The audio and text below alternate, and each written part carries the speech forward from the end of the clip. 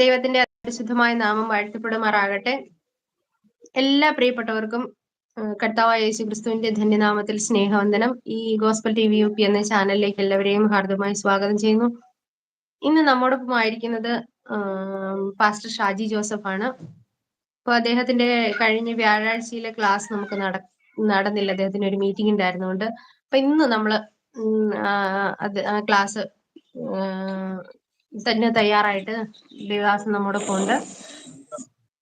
അപ്പൊ ഇന്നത്തെ നമ്മുടെ ടോപ്പിക് എന്ന് പറയുന്നത് നമ്മൾ കഴിഞ്ഞ ആഴ്ചകളിൽ പഠിച്ചു വന്ന ആ ഒരു സുവിശേഷത്തെ അട്ടിമറിച്ച സഭകളിലെ ആന്റി ക്രൈസ്റ്റ് രാജവാഴ്ച എന്നുള്ള ആ ഒരു ടോപ്പിക്കിലാണ് ഇന്ന് അദ്ദേഹം നമ്മോടൊപ്പം സംസാരിക്കുന്നത്. ഇന്നത്തെ ക്ലാസ്സിലേക്ക് ഞാൻ സാറിനെ പാസ്റ്ററെ സ്വാഗതം ചെയ്യുന്നു. Thank you, sister. Thank you very much. Glory to God. Glory to God. Hallelujah. പ്രിയ സഹോദരങ്ങളെ, നമുക്ക് ദൈവത്തിൽ ആശ്രയിച്ചുകൊണ്ട് ദൈവകരങ്ങളിലേക്ക് സമർപ്പിച്ച് നമുക്ക് ആരംഭിക്കാം. ദൈവം അവരെയും സഹായിക്കട്ടെ, കൂട്ടായിരിക്കട്ടെ. ഞങ്ങളുടെ സ്വർഗ്ഗസ്ഥ പിതാവേ, ഈ ഭൂമിയിലെ ചുരുക്കം ചില കാലയളവ്, ആ കാലയളവിൽ ഞങ്ങളെ കുറിച്ച് വലിയ പദ്ധതികളുമായി വലിയ സ്വപ്നവുമായി അങ്ങായിരിക്കുമ്പോൾ അങ്ങയുടെ പദ്ധതിയിൽ ഞങ്ങൾ എത്തിച്ചേരുവാൻ, ആ ലക്ഷ്യത്തിൽ എത്തിച്ചേരുവാൻ ഞങ്ങളെ അവരെ സഹായിക്കണമേ. അങ്ങയുടെ പദ്ധതിയെ കുറിച്ചുള്ള ആ അറിവ്, ആ പ്രകാശനം ഞങ്ങൾക്ക് എല്ലാവർക്കും ലഭ്യമാകുവാൻ അങ്ങടയാക്കണമേ. മക്കളെ എവരെയും അങ്ങയുടെ കരങ്ങളിൽ ഏൽപ്പിക്കുന്നു. ഇപ്പോഴും തുടർന്നും അങ്ങനെ ചിന്തകൾ ശ്രദ്ധിക്കുന്ന അങ്ങയുടെ മക്കളെ അങ്ങയുടെ ലക്ഷ്യം തിരിച്ചറിഞ്ഞ് അങ്ങ് ഒരുക്കിയ മാർഗത്തിലൂടെ അങ്ങിൽ എത്തിച്ചേരുവാൻ ഞങ്ങളെ അവരെ സഹായിക്കണം. അതിനെതിർ നിൽക്കുന്ന പിശാചിന്റെയും അവന്റെ അന്ധകാര ലോബിയെയും ജയിച്ച് അങ്ങയുടെ സന്ധി കടന്നു വരെ ഞങ്ങളെ സഹായിക്കണം. ശുശ്രൂഷ അങ്ങനെ അടുക്കൽ എത്തിക്കുന്ന ഈ ചാനലിനായി ഗോസ്പൽ TVക്കായി എല്ലാ സ്തോത്രം ചെയ്യുന്നു. അതിന്റെ പുറകിൽ പ്രവർത്തിക്കുന്ന ദാസനും ദാസിയുമായി സ്തോത്രം ചെയ്യുന്നു. പ്രിയ മക്കളെ അങ്ങയുടെ കരങ്ങളിൽ ഏൽപ്പിക്കുന്നു. അവരുടെ കൈകളിലെ പ്രവർത്തനങ്ങളെ അങ്ങ് അനുഗ്രഹിച്ചാട്ടെ. ഇത് കേൾക്കുന്നവരെ ഏവരെയും തലയോളം വളരുവാനും ഞങ്ങളുടെ ലക്ഷ്യമായ സ്വർഗ്ഗസ്ഥ പിതാവിൽ എത്തിച്ചേരുവാൻ സഹായിക്കണമെന്ന് പ്രാർത്ഥിക്കുന്നു. സർവ്വമഹത്വം പിതാവ് ഞങ്ങൾ തരുന്നു യേശു ക്രിസ്തുവിൻ നാമത്തിൽ തന്നെ.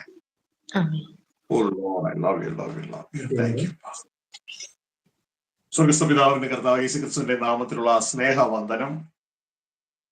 ഈ ശബ്ദ കാഴ്ചപരിധിയിലായിരിക്കുന്ന എല്ലാവരെയും അറിയുകയാണ്. പ്രിയ സഹോദരങ്ങളെ, കഴിഞ്ഞ വ്യാഴാഴ്ച നമ്മുടെ ഈ സന്ദേശം നടക്കുവാൻ ഇടയായില്ല. കാരണം മറ്റു ചില മീറ്റിങ്ങുകളുടെ അടൂർ കൺവെൻഷൻ ആയിരുന്നു 3 ദിവസം. അതിന്റെ സന്ദേശവും യൂട്യൂബിൽ വന്നിട്ടുണ്ട്.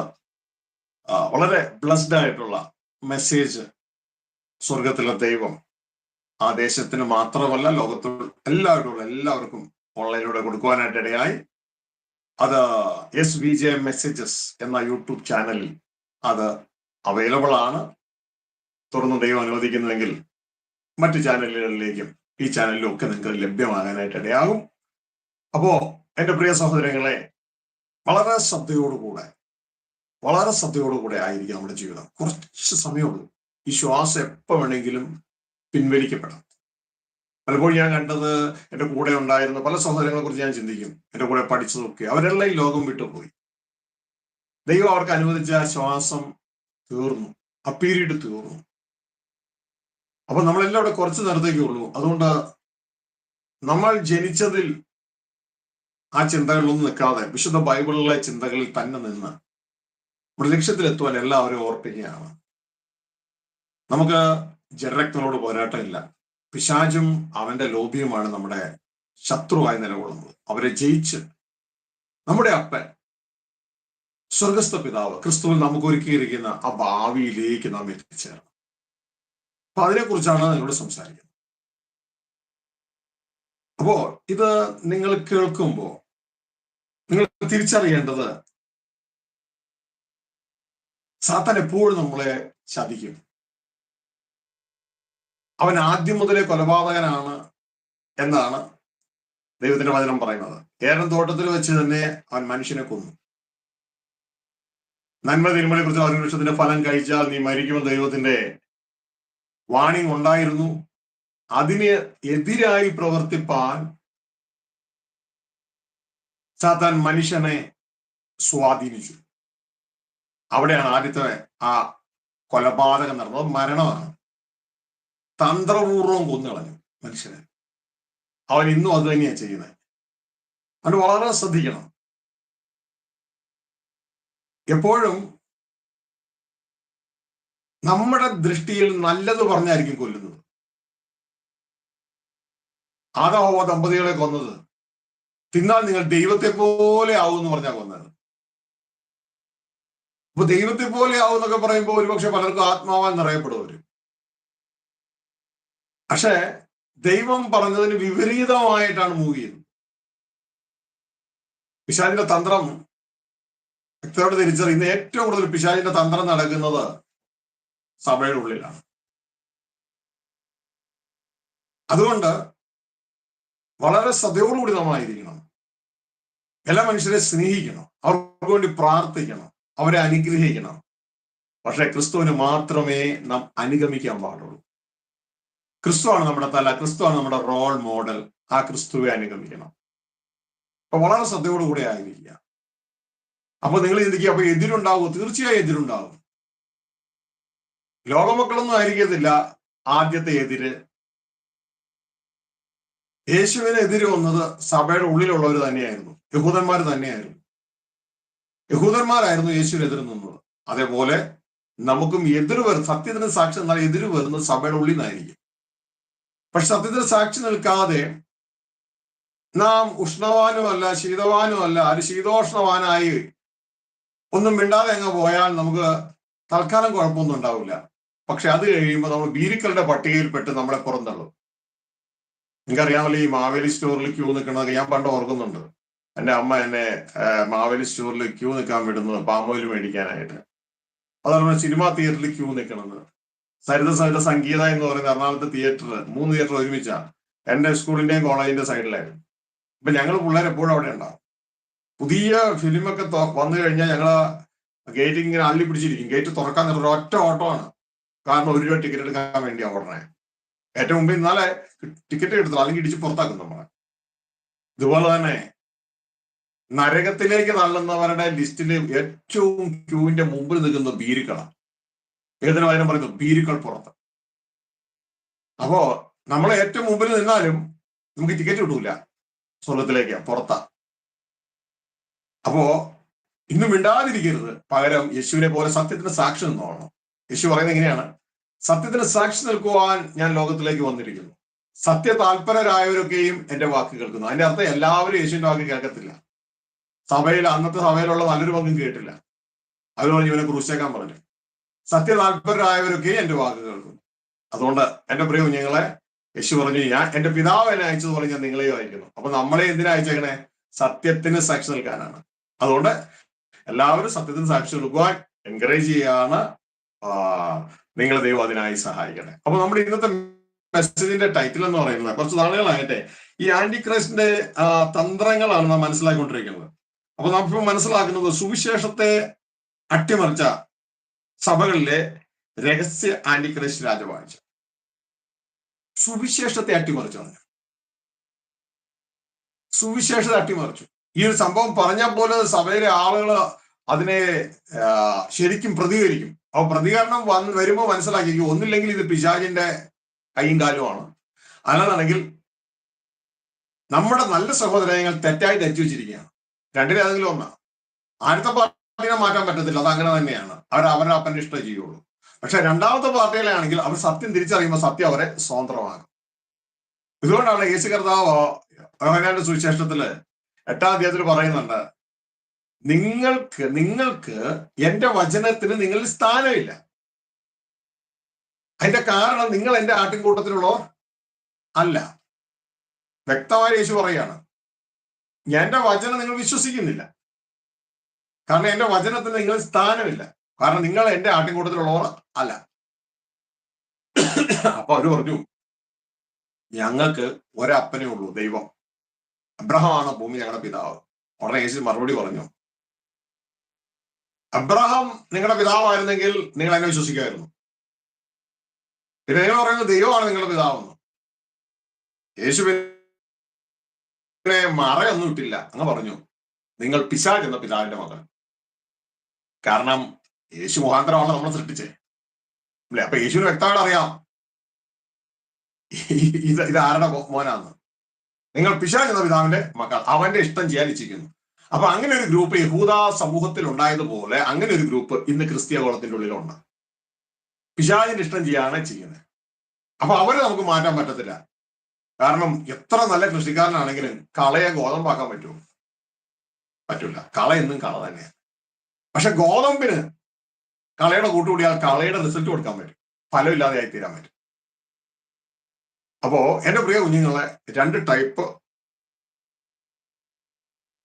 മനുഷ്യർ ഈ ഭൂമിയിലുണ്ട്, ജഡത്തിൽ. പക്ഷെ അവരുടെ അകത്ത് ചിലര് രാജ്യത്തിന്റെ മക്കൾ, ചിലര് പിശാചിന്റെ മക്കൾ. അപ്പോ ഇതൊക്കെ നമ്മൾ ഭാവിയിൽ കുറച്ചും കൂടി ആഴത്തിൽ നമ്മൾ മനസ്സിലാക്കും. അപ്പൊ ഇപ്പോ നാം മനസ്സിലാക്കുന്നത് ആന്റി ക്രൈസ്റ്റ് അല്ലെങ്കിൽ പിശാചിന്റെ പ്രതിനിധിയായ seed of the serpent, anti Christ, അവന്റെ ചലനങ്ങൾ സഭയുടെ ഉള്ളിലുണ്ട്. അതുകൊണ്ട് സഭയെ കീഴടക്കിയിട്ടിരിക്കുകയാണ്. സഭ അറിയേണ്ടത് അറിയാതെ സുവിശേഷത്തെ അട്ടിമറിച്ചു കളഞ്ഞു. എന്താണ് സുവിശേഷം? പല പല വിശേഷങ്ങളും സുവിശേഷങ്ങളാണ്. സുവിശേഷം എന്ന് വെച്ചാൽ അർത്ഥം നല്ല വിശേഷം എന്നുള്ളൂ. പക്ഷെ ഇതിന്റെയൊക്കെ ഏറ്റവും മുകളിൽ ഒരു വിശേഷമുണ്ട്, സുവിശേഷമുണ്ട്. അതാണ് യേശുക്രിസ്തു പ്രസംഗിച്ച സുവിശേഷം. അതാണ് യേശുക്രിസ്തു 3.5 വർഷം പ്രസംഗിച്ചത്. അതാണ് യേശുവിന്റെ ഉപദേശം. അപ്പൊ നമുക്കൊരു വചനം വായിച്ച് ശുശ്രൂഷയിലേക്ക് കിടക്കാം. 2 യോഹന്നാൻ അതിന്റെ ഒരധ്യായമേ ഉള്ളൂ. അതിന്റെ 9-ാം വാക്യത്തിൽ ഈ ഒരു കാര്യത്തെ കുറിച്ച് പറയുന്നുണ്ട്. ഈ ഉപദേശത്തെ കുറിച്ച്, ക്രിസ്തുവിന്റെ ഉപദേശം. ഒന്ന് വായിച്ച സിസ്റ്റർ.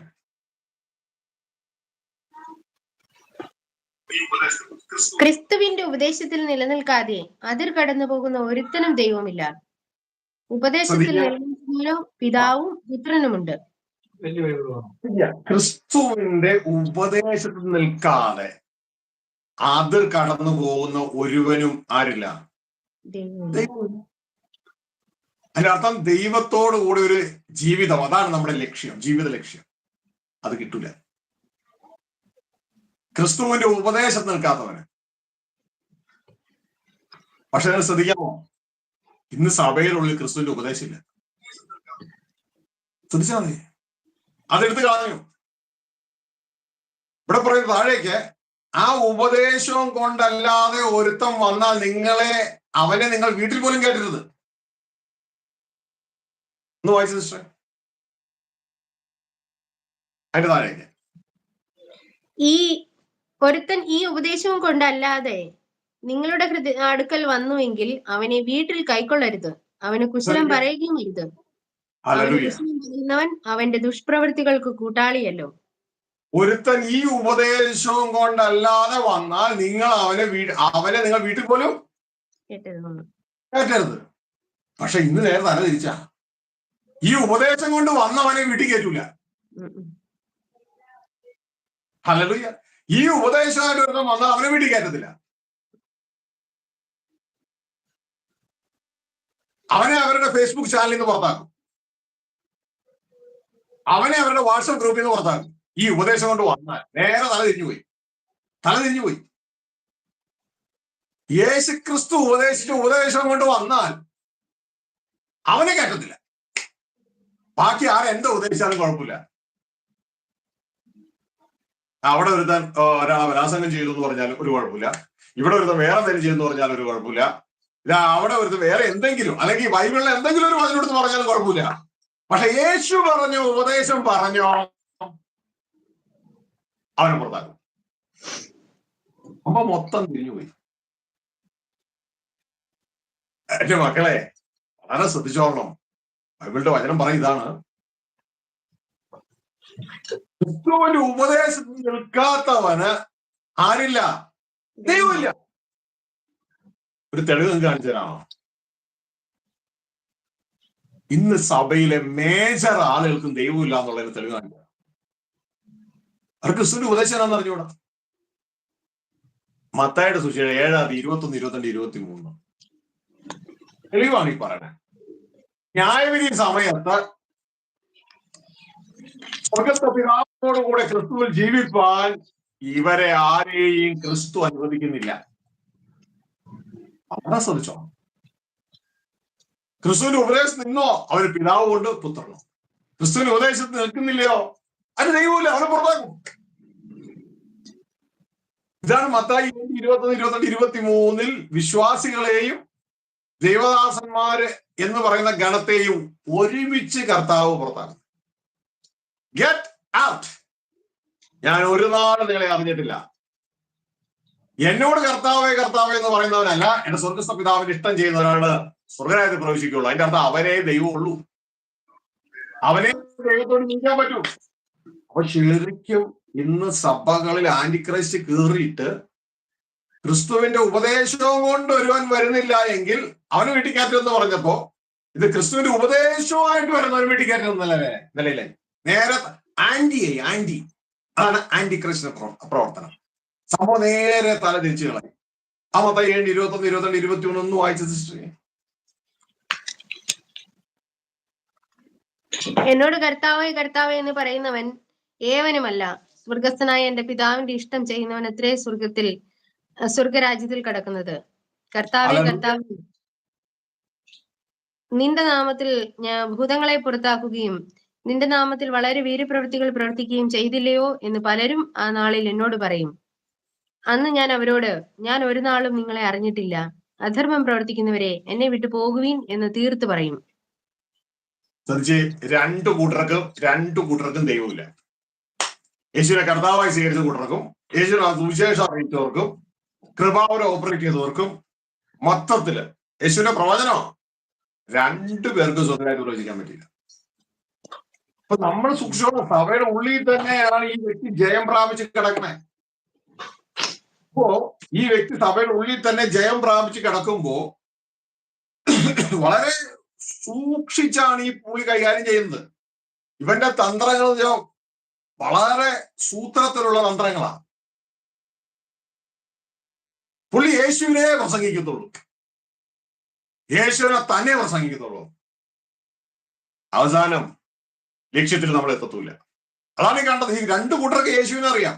ഒരു കൂട്ടർ യേശുവിനെ കർത്താവ് സ്വീകരിച്ചവർക്ക് യേശുവിനെ അറിയാം, വേറൊരു കൂട്ടർ യേശുവിന്റെ നിന്റെ നാമത്തെയാണ് സുവിശേഷം അറിയിച്ച അവർക്ക് യേശുവിനെ അറിയാം. പക്ഷെ രണ്ടുപേരും ലക്ഷ്യത്തിലെത്തിയില്ല. രണ്ടുപേരോടും കർത്താവ് കൂട്ടർ പറഞ്ഞ കടക്ക് പുറത്ത് ഞാൻ ഒരു കാലത്ത് നിങ്ങളെ അറിഞ്ഞിട്ടില്ല. ഇനി യോഗ്യത എന്ന് പറയുന്നത് സ്വർഗ്ഗരാജ്യത്തിൽ കിടക്കാൻ എന്നെ കർത്താവേ കർത്താവ് എന്ന് പറഞ്ഞാൽ പോരാ, എന്റെ പിതാവിന്റെ ഇഷ്ടം ചെയ്യണം. കർത്താവേ കർത്താവ് എന്ന് പറയുന്നത് അത്യാവശ്യം തന്നെയാ സഭയിൽ കിടക്കാൻ. പക്ഷെ ദൈവരാജ്യത്തിൽ കിടക്കാൻ വേണ്ടത് പിതാവിന്റെ ഇഷ്ടമാണ്. വളരെ സഭയോട് മനസ്സിലാക്കുക. അപ്പോ ഈ ലക്ഷ്യത്തിലെത്തണം. ഇതാണ് മത്തായിയുടെ സുവിശേഷം 24-ാം അധ്യായത്തിൽ കർത്താവായ യേശു ക്രിസ്തു ശിഷ്യന്മാരോട് പറഞ്ഞത്. അവർ എന്റെ നാമത്തിൽ വന്നിട്ട് അവര് പറയും ഞാനാണ് ക്രിസ്തു എന്ന് പറയും. സത്യം ഈ പറഞ്ഞത് മൊത്തം വന്നത് യേശുവിന്റെ നാമത്തിലാ, പറഞ്ഞത് സത്യമാണ്, യേശുവാണ് ക്രിസ്തു. ഇന്ന് പിന്നെ ഒരു പടി കൂടി കടന്നു, യേശുവാണ് അത്തിലേക്ക് വന്നത് വേറെ ടൈപ്പ്. ഓക്കെ, അന്ന് യേശു പറഞ്ഞത് യേശു പോലും അറിഞ്ഞില്ലയോ ഞാൻ ചിന്തിക്കുക ഇങ്ങനെ ഒരു സംഭവം ഉണ്ടാവുമെന്ന്. ഓക്കെ, യേശു പറയാണ് യേശു ആണ് ക്രിസ്തു എന്ന് അവര് പറയും. എന്നിട്ട് സത്യമല്ല പറഞ്ഞ സത്യമാണ്, നിങ്ങളെ തെറ്റിക്കും. എന്താ യേശു പറഞ്ഞേ? ഇത് പിശാചിന്റെ വമ്പൻ തന്ത്രമാ. ഇതാണ് മത്തായി 24-ൽ. അല്ലാണ്ട് അവര് തെറ്റ് പറഞ്ഞല്ല തെറ്റിക്കണേ, പറഞ്ഞത് സത്യമാണ് പക്ഷെ പറയേണ്ടത് മറയ്ക്കും.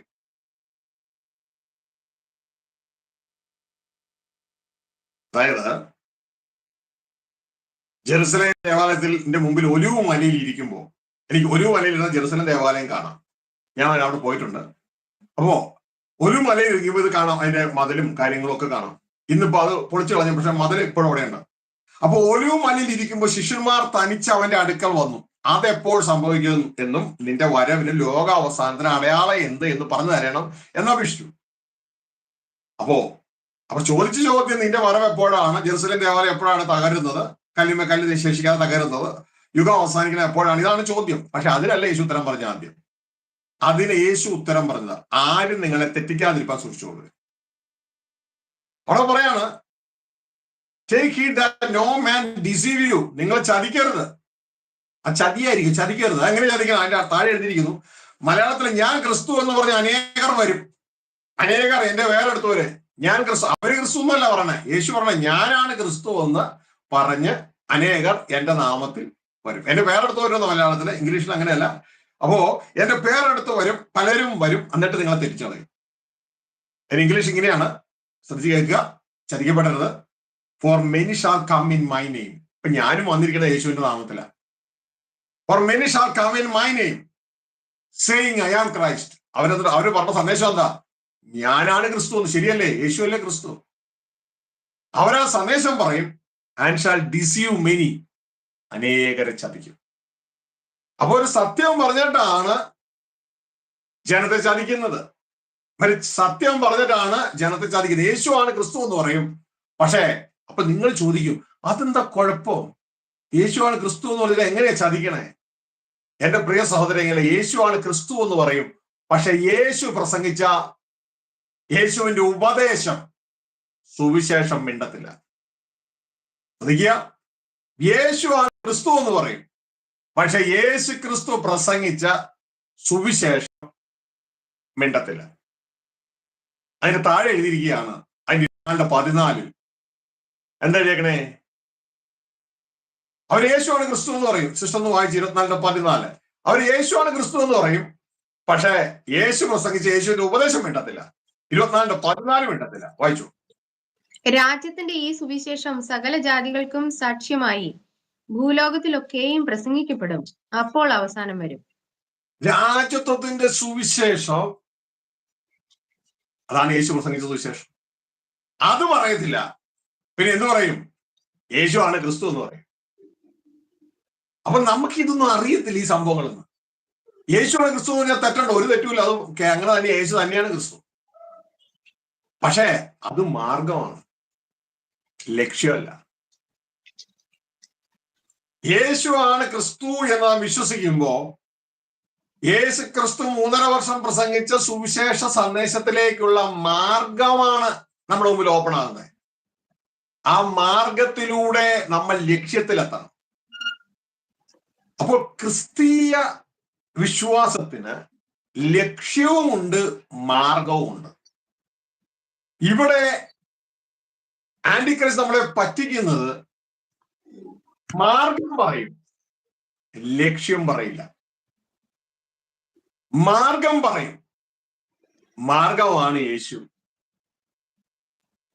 ലക്ഷ്യമാണ് ദൈവരാജ്യം, സ്വർഗസ്ഥ പിതാവോട് കൂടെ നമ്മൾ ക്രിസ്തുവിൽ വസിക്കുന്നത്. അത് പറയില്ല, മാർഗം പറയും. ഇപ്പൊ നിങ്ങൾ ചോദിക്കുക, അതിനെന്താ കുഴപ്പം? ശ്രദ്ധിച്ച് കേൾക്കുക. മാർഗത്തിൽ കയറാൻ വിശ്വസിച്ചാൽ മാത്രം മതി. ശ്രദ്ധിച്ച് കേൾക്കണേ, ദേവദാസന്മാരുടെ ശ്രദ്ധിച്ച് കേൾക്കണേ. മാർഗത്തിൽ കയറാൻ വിശ്വസിച്ചാൽ മാത്രം മതി. ലക്ഷ്യത്തിലെത്താൻ വിശ്വസിച്ചാൽ മാത്രം പോരാ, നാം അതിനെ അവകാശമാക്കണം. അതിനെക്കുറിച്ച് ജനത്തിന് അറിയത്തൂല. അത് ജനത്തോട് ഒട്ടും പറഞ്ഞ് കൊടുക്കാൻ ഈ പിശാചിന്റെ ലോബി സമ്മതിക്കത്തൂല. അത് പറഞ്ഞാൽ തുടങ്ങിയ ഉടനെ തുടങ്ങും ദുരുപദേശ എന്ന് പറഞ്ഞ അവര് ആ ഫേസ്ബുക്ക് ഗ്രൂപ്പാണോ, വാട്സപ്പ് ഗ്രൂപ്പാണോ, ടെലിഗ്രാം ഗ്രൂപ്പാണോ, ഏത് ഗ്രൂപ്പാണോ, ഏതാണോ, അവരെ സ്വാധീനിച്ച് അവരെ അങ്ങ് പുറത്താക്കും. അവർ സമ്മതിക്കത്തില്ല. ആ ലോബി സമ്മതിക്കത്തില്ല. അതൊരു ലോബിയാ. നേരെ ഓപ്പോസിറ്റായി യോഹന്നാൻ അപ്പോസ്തലൻ പറഞ്ഞത്, ക്രിസ്തുവിന്റെ ഉപദേശവുമായി ഒരുത്തം വരുന്നില്ല എങ്കിൽ അവനെ വീട്ടിൽ പോലും കേട്ടരുത്. ഇത് നേരെ അതിന്റെ ആന്റിയായി. ആന്റിക്രൈസ്റ്റ് അങ്ങനെയാണല്ലോ ചെയ്യുള്ളൂ. ക്രിസ്തുവിന്റെ ഉപദേശവുമായി ഒരുത്തം വന്നാൽ അവനെ പുറത്താക്കും. ഒരുത്തം കിട്ടിയ അപ്പോ മനസ്സിലായില്ലേ ആന്റിക്രൈസ്റ്റ് സഭയെ കീഴടക്കിയിരിക്കുകയാണ്. യേശു കാൽവരിയിൽ മരിച്ചു എന്ന് മാത്രം പറയും, എന്നിട്ട് ഞാൻ യേശുവിന്റെ ആളാ, യേശുവിനെ സ്തുതിച്ചു എന്നും പറയും. പക്ഷെ യേശു പറഞ്ഞ സുവിശേഷം വിട്ടത്തില്ല. കാരണം യേശു കാൽവരിയിൽ ചെയ്തത് ഇനി നാം ചെയ്യേണ്ട ഒരാവശ്യമില്ല. നാം അത് വിശ്വസിച്ചാൽ മാത്രം മതി. മാർഗത്തിൽ കയറാൻ വിശ്വസിച്ചാൽ മാത്രം മതി. പക്ഷെ ലക്ഷ്യത്തിലെത്താൻ വിശ്വസിച്ചാൽ മാത്രം പോരാ. ഞാനും നിങ്ങളും പോരാടണം. ഇത് പറഞ്ഞു തരുമോ? പറഞ്ഞു തരില്ല. പക്ഷെ യേശു ആണെങ്കിൽ പറഞ്ഞു തരും. യേശുവിനോട് ഒരുത്തൻ വന്ന് ചോദിച്ചു, സ്വർഗരാജ്യത്തിൽ അല്ലെങ്കിൽ നിത്യജീവനിൽ കടക്കാൻ എന്ത് ചെയ്യണമെന്ന്. യേശു ഉടനെ പറഞ്ഞു കൊടുത്തു, നീ പോരാടണമെന്ന്. പക്ഷെ നമ്മൾ പറയുക നീ വിശ്വസിച്ചാൽ മതി, അല്ലെ? ലൂക്കോസ് സുവിശേഷം 13-ാം അധ്യായത്തിൽ നിങ്ങൾക്കറിയാമോ, നിങ്ങൾക്ക് ആർക്കെങ്കിലും സംശയം ഉണ്ടെന്നുണ്ടെങ്കിൽ, നിങ്ങൾ രക്ഷിക്കപ്പെടുവോ അല്ലെങ്കിൽ രക്ഷയെ കുറിച്ചുള്ള ഒരു സംശയം ഉണ്ടെന്നുണ്ടെങ്കിൽ, ഏറ്റവും ചോദിക്കാൻ പ്രാപ്തനായ ഒരു വ്യക്തി ഇപ്പൊ നിങ്ങളുടെ നാട്ടിലെ ഏറ്റവും ചീഫ് പാസ്റ്റർ ആയിരിക്കും. ഇനി എല്ലാ ചീഫ് പാസ്റ്റർക്കാലും ശ്രേഷ്ഠനല്ലേ നമ്മുടെ കർത്താവ് യേശു, അല്ലെ? എല്ലാ മെത്രന്മാരെക്കാളും എല്ലാ മാർപ്പാപ്പയെക്കാളും ശ്രേഷ്ഠനല്ലേ നമ്മുടെ കർത്താവ് യേശു. ആ വ്യക്തി യേശുവോടാ ചോദിക്കുന്നേ. അപ്പൊ യേശു മറുപടി കൊടുക്കുകയാണ്, നിത്യജീവികൾ കടക്കണമെങ്കിലേ കൈപൊക്കെ കാട് ഫില്ല് ചെയ്ത് സ്നാനപ്പെട്ട പോരാ, നീ പോരാടണം. കടക്കാൻ നോക്കിയാൽ കടക്കാനൊന്നും പറ്റില്ല. നീ പോരാടണം, എങ്കിലേ നിനക്ക് കടക്കാൻ പറ്റൂ. ഇന്നത്തെ ഉപദേശവും യേശുവിന്റെ ഉപദേശവും തമ്മിൽ ആനയാടും പോലെയാ അന്തരം. അതുകൊണ്ടല്ല ഇവർ കൂട്ടമായി ഈ ഉപദേശം നിൽക്കാത്തവന് ദൈവം ഇല്ല എന്ന് പറയുന്നത്, കൂട്ടമായി യേശുവിനെ പുറത്താക്കുന്ന ഗരാവ് ഞാൻ ഒരു കാര്യം അറിഞ്ഞിട്ടില്ല. അപ്പൊ ഇതൊക്കെ കണ്ടിട്ട് നമുക്കൊന്നും തോന്നുന്നില്ല. ഈ ഫ്രിഡ്ജിൽ വെച്ച മത്തി അത് ഉപയോഗിക്കണമെങ്കിൽ കുറെ നേരം ഡീഫ്രോസ്റ്റ് ചെയ്യും. ഇതേപോലെ ലോകം എന്ന ഫ്രീസറിൽ വെച്ചിട്ട് നമ്മൾ അങ്ങോട്ട് ദൈവികമായി ഒന്നും മനസ്സിലാക്കാത്ത രീതിയിൽ അങ്ങ് ഫ്രീസായി പോയി. എന്റെ പ്രിയ കുഞ്ഞുങ്ങളെ, വ്യക്തതയോടെ തിരിച്ചറിയുക, ലോകത്തിന് അനുരൂപമാകരുത്. ഓ ലോഡ് ഐ ലവ് യു.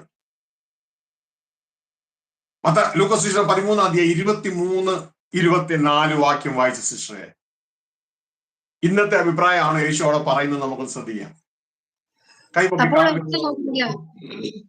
കർത്താവെ, രക്ഷിക്കപ്പെടുന്നവർ ചുരുക്കമോ എന്ന് ചോദിച്ചതിന് അവനോട് പറഞ്ഞത്, ഇടുക്ക് വാതിലിലൂടെ കടക്കുവാൻ പോരാടുവിൻ, പലരും കടക്കുവാൻ നോക്കും, കഴിയുകയില്ലാതാനും എന്ന് ഞാൻ നിങ്ങളോട് പറയുന്നു.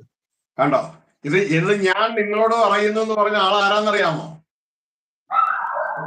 മുഖാന്തരമായ നമ്മളെ ന്യായം വിധിക്കാൻ പോകുന്ന ദൈവപുത്രനാണ്. ന്യായം വിധിക്കാൻ പോണേ ജഡ്ജിയുടെ അഭിപ്രായം ശ്രദ്ധിച്ചു കേൾക്കുക. ഞാൻ നിങ്ങളോട് പറയുന്നു. അപ്പോൾ ഒരുത്തൻ അവനോട്, നമുക്ക് മകളായിട്ട് എല്ലാവർക്കും വേണ്ടി ഒരാൾ ചോദിച്ചതാ, കർത്താവെ, രക്ഷിക്കപ്പെടുന്നവർ ചുരുക്കമോ എന്ന് ചോദിച്ചതിന് അവനോട് പറഞ്ഞത്, ശ്രദ്ധിച്ചു കേൾക്കുക. ഈ യേശുവിന്റെ വാക്കിനെതിരെ ആർക്കെങ്കിലും കമന്റ് എഴുതി എഴുതാനുണ്ടെങ്കിൽ എഴുതിക്കും. ഓക്കെ. ഇടുക്ക് വാതിലൂടെ കടപ്പാൻ പോരാടുവൻ, പോരാടുവൻ, പോരാടുവൻ, പലരും കടപ്പാൻ നോക്കും, പറ്റില്ല എന്ന് ഞാൻ നിങ്ങളോട് പറയുന്നു. മനസ്സിലായോ? ഇത് വിശ്വസിക്കാൻ പാട്, അല്ലെ? ഇത് വിശ്വസിക്കാൻ പ്രയാസം. വേറെ ആരെങ്കിലും പറയാണ്, നീ എന്ന് യേശുവിന്റെ കർത്താവ് സ്വീകരിച്ച് കൈപൊക്കി ഇതാ കാട് വലിയ സ്നാനപ്പെട്ട നീ സ്വർഗ്ഗരാജ്യം പോകുന്നു പറഞ്ഞാൽ അത് വിശ്വസിക്കാൻ എളുപ്പം. അത് തെറ്റാണെന്നല്ല പറഞ്ഞേ എന്റെ മക്കളെ. അവിടെ നാം ഒന്നും ചെയ്യേണ്ടതായി പറഞ്ഞേ. അവിടെ ചെയ്യേണ്ടത് മൊത്തം യേശു ചെയ്തു. ഞാനും നിങ്ങള് അടിയേക്കണ്ട, ഞാനും നിങ്ങളും കുരിശും ചുമന്ന് യഹൂദ നഗരത്തിലൂടെ നടക്കണ്ട, ഞാനും നിങ്ങൾ രണ്ട് കള്ളന്മാരുടെ നടുവിൽ ക്രൂശിക്കപ്പെടേണ്ട ഒരാവശ്യവും ഇല്ല, ഞാൻ നിങ്ങൾ അടികൊള്ളേണ്ട ആവശ്യമില്ല. അതെല്ലാം നമുക്ക് വേണ്ടി നമ്മുടെ കർത്താവ് കൊണ്ടു ചെയ്തു. ഇത് നമ്മൾ എന്ത് ചെയ്താൽ മാത്രം മതി.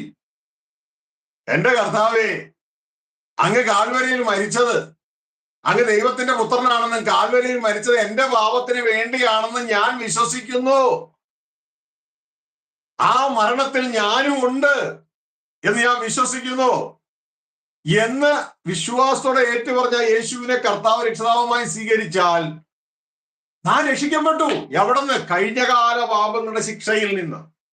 മനസ്സിലാവുന്നുണ്ടോ? അതിന്റെ അർത്ഥം നമുക്ക് ഭാവി സുരക്ഷിതമായെന്നല്ല. അപ്പോൾ മനസ്സിലാക്കണം, ഡെസ്റ്റിനേഷനിൽ എത്തി എന്നല്ല. ഇത് വ്യക്തതയോടെ മനസ്സിലാക്കുക. ഇവിടെ ഞാൻ നിങ്ങൾ ഒന്നും ചെയ്യണ്ട. എന്റെ പൊന്നു പാസ്റ്റർമാരെ, ദൈവമക്കളെ, ദൈവദാസന്മാരെ ശ്രദ്ധിച്ചേ. ഇവിടെ ഞാനും നിങ്ങൾ ഒന്നും ചെയ്യണ്ട. വിശ്വസിച്ചാൽ മാത്രം മതി യേശു ചെയ്തത്. അതിലേക്ക് നമ്മുടെ ഹൃദയം കൊണ്ട് വിശ്വാസത്തിൽ ഏൽപ്പിച്ചു കൊടുത്താൽ മതി. ആ വിശ്വാസം സത്യമാകണമെന്നേ ഉള്ളൂ. ഇത് മനസ്സിലാക്കുക. പക്ഷേ ഈ രക്ഷിക്കപ്പെട്ട നാം രക്ഷ പൂർത്തിയാകണമെങ്കിൽ ദൈവരാജ്യത്തിൽ കിടക്കണം. ദൈവരാജ്യത്തിൽ കിടക്കണം. ദൈവരാജ്യത്തിൽ കിടക്കുക എന്നുള്ളത് അവിടെ വിശ്വാസം മാത്രം പോരാ, നമ്മുടെ പ്രവൃത്തി ആവശ്യമാണ്. ഇതാ കർത്താവ് പറഞ്ഞത്, ഇടുക്കുവാതിലൂടെ കടപ്പാൻ പോരാടുവിൻ. ഞാൻ കാണിക്കുന്നത് കൈകൊണ്ടല്ല. ഈ കൈകൊണ്ട് കാണിച്ചാൽ അതിന് ബോഡി ലാംഗ്വേജ് ആണ്, നിങ്ങളെ അട്രാക്ട് ചെയ്യാണ്. പോരാടുവിൻ. ഇവിടെ നമ്മൾ പോരാടേണ്ടത് മേരിക്കുട്ടിയോടും ശാരദയോടും ജോസഫിനോടും അല്ല. ജനറക്ടർക്ക് പോരാട്ടം ഇല്ല. പിന്നെ നമ്മൾ പോരാടേണ്ടത് ഈ പിശാചിനോടും അവന്റെ ലോബിയില്ലേ, ആന്റിക്രൈസ്റ്റ് ലോബി, കളകൾ, അവരോടാണ് നമ്മുടെ പോരാട്ടം. നമ്മുടെ സ്വയത്തോടാണ് പോരാട്ടം, ലോകത്തോടാണ് പോരാട്ടം, ജഡത്തോടാണ് പോരാട്ടം. പോരാടി വേണം ജയിക്കാൻ. ഇത് മിണ്ടത്തില്ല. ഈ ജയിച്ചാൽ മാത്രമേ ലക്ഷ്യത്തിലെത്തുള്ളന്നേ, അല്ലാത്തൊരു ദൈവമില്ലെന്നേ. ജയിച്ചാൽ മാത്രമേ ലക്ഷ്യത്തിലെത്തുള്ളൂ. അതായത് രണ്ട് കാര്യങ്ങളാണ്. ഒന്ന് ലക്ഷ്യം, അതാണ് നാം ദൈവരാജ്യം അവകാശമാക്കുക. രണ്ട്, ആ ലക്ഷ്യത്തിലേക്കുള്ള മാർഗം. മാർഗം യേശു തുറന്നിട്ടുണ്ട്. നാം ഒന്നും ചെയ്യണ്ട, വിശ്വസിച്ചാൽ മതി. ഹല്ലേലൂയ.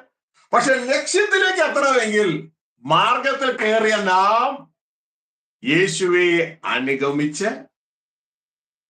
ലോകസ്നേഹം വിട്ട് ജഡിക ചിന്തകളെ എതിർത്ത് പിശാചിന്റെ തന്ത്രങ്ങളെ ജയിച്ച് കയറിയെങ്കിൽ മാത്രമേ ലക്ഷ്യത്തിലെത്തുള്ളൂ. ദൈവരാജ്യം സൗജന്യമല്ല. ഇതൊക്കെ പെട്ടെന്ന് മനസ്സിലാക്കാൻ ശ്രദ്ധിച്ചു കേൾക്കണം. ആന്റിക്രൈസ്റ്റ് തന്ത്രം എന്ന് പറയുന്നത് ഏറ്റവും പ്രധാനപ്പെട്ട തന്ത്രം മാർഗം കൊണ്ട് ലക്ഷ്യത്തെ അടയ്ക്കുക എന്നുള്ളത്. മാർഗം കൊണ്ട് ലക്ഷ്യത്തെ അടയ്ക്കുക. സുവിശേഷം, യേശുക്രിസ്തു പ്രസംഗിച്ച സുവിശേഷം ഫോക്കസ് ചെയ്ത് ലക്ഷ്യത്തെയാണ്. യേശു അപ്പൊ തന്നെ പറഞ്ഞു, ലക്ഷ്യം ദൈവരാജ്യമാണ്, അതായത് സ്വർഗീയ പിതാവാണ്. ദൈവരാജ്യം എന്ന് വെച്ചാൽ സ്വർഗീയ പിതാവാണ്, സ്വർഗീയ പിതാവിന്റെ പരമാധികാരമാണ്, അതൊരു കുടുംബ ഭരണമാണ്. അതാണ് ലക്ഷ്യം. ആ ലക്ഷ്യത്തിലെത്താൻ ഏക മാർഗം ക്രിസ്തുവാണ്. മനസ്സിലായോ? അപ്പൊ യേശു അതിനെക്കുറിച്ച് പറഞ്ഞു. ആ മാർഗം തുറക്കുന്നത് കാൽവരി ക്രൂശിലാണെന്ന് മാത്രം. അപ്പോൾ ലക്ഷ്യം സ്വർഗസ്ഥ പിതാവാണ്. സ്വർഗസ്ഥ പിതാവിന്റെ പരമാധികാരമാണ് ദൈവരാജ്യം. അതാണ് ദൈവരാജ്യം, അതാണ് ദൈവ കുടുംബം. പക്ഷേ ക്രിസ്തുവിന്റെ ഉപദേശം നിൽക്കാത്തവന് ദൈവമില്ലതാനും. അപ്പൊ ഇത് വ്യക്തമായിട്ട് തിരിച്ചറിയാൻ ഒന്നുകൂടി പറയാം. പ്രിയ സഹോദരങ്ങളെ, ഇതിൽ ലക്ഷ്യത്തിലെത്തണമെങ്കിൽ അത് നാം ക്രിസ്തുവുള്ള അനുസരണത്തിലൂടെ അത് അവകാശമാക്കണം. അതിന് വിശ്വാസം മാത്രം പോരാ. എന്നാൽ മാർഗത്തിൽ കയറാൻ വിശ്വാസം മാത്രം മതി. ഇതാണ് മനസ്സിലാക്കേണ്ടത്. അപ്പൊ രണ്ട് ഭാഗമുണ്ട്. ഇത് ഞാൻ നിങ്ങൾക്ക് പെട്ടെന്ന് ഒരു എക്സാമ്പിളിലൂടെ ഇത് പറയാം. നിങ്ങൾക്കറിയാമല്ലോ ഇസ്രായേൽ മക്കളുടെ യാത്ര. ഈജിപ്തിന്റെ അടിമത്തത്തിൽ നിന്ന് കനാൻ ദേശിക്കുള്ള യാത്ര. അത് നമുക്കൊരു ദൃഷ്ടാന്തമാണെന്ന് വിശുദ്ധ ബൈബിൾ പറയുന്നത്. എക്സാമ്പിളാണ്, നിഴലാണ്, ബ്ലൂ പ്രിന്റ് ആണ്. അത് നിങ്ങൾ ശ്രദ്ധിച്ചിട്ടുണ്ടോ? രണ്ട് കാര്യം. ഭൂമിയിലെ ഒരു സ്ഥലത്ത് നിന്ന്, ഈജിപ്തിൽ നിന്ന് കനാനിലേക്കാണ് യാത്ര. രക്ഷപ്പെടണമെങ്കിൽ രണ്ട് പ്രക്രിയ ഉണ്ട്. ഒന്ന്, ഈജിപ്തിന്റെ അടിമത്തത്തിൽ രക്ഷപ്പെടണം. 2, ആ രക്ഷ പൂർത്തീകരിക്കണമെങ്കിൽ കനാൻ അവകാശമാക്കണം. ഞാൻ പറയുന്നത് അങ്ങനെ തന്നെയോ എന്ന് ശ്രദ്ധിക്കുക. ഈജിപ്തിൽ അവർ ഏകദേശം 400 വർഷമായിട്ട് തടവില, അടിമകള. ചെന്നപ്പോ തടവൊന്നും ആയിരുന്നില്ല, സുഖമായിരുന്നു. പക്ഷേ പിന്നെ തടവായി മാറി, അടിമത്വമായി മാറി. ഫറവോയുടെ കീഴില. ഫറവോ പിശാചിന്റെ നടല, ഈജിപ്ത് ലോകത്തിന്റെ നടല. ലോകം നമ്മളെ കൊല്ലാനിട്ടിരിക്കുന്ന ജയില. ആ ജയിലിന്റെ ജയിലറാണ് പിശാച്. അതുകൊണ്ടാണ് അവന് പേരിട്ടിരിക്കുന്ന മരണത്തിന്റെ അധികാരി, കൊല്ലാനിട്ടിരിക്കുക.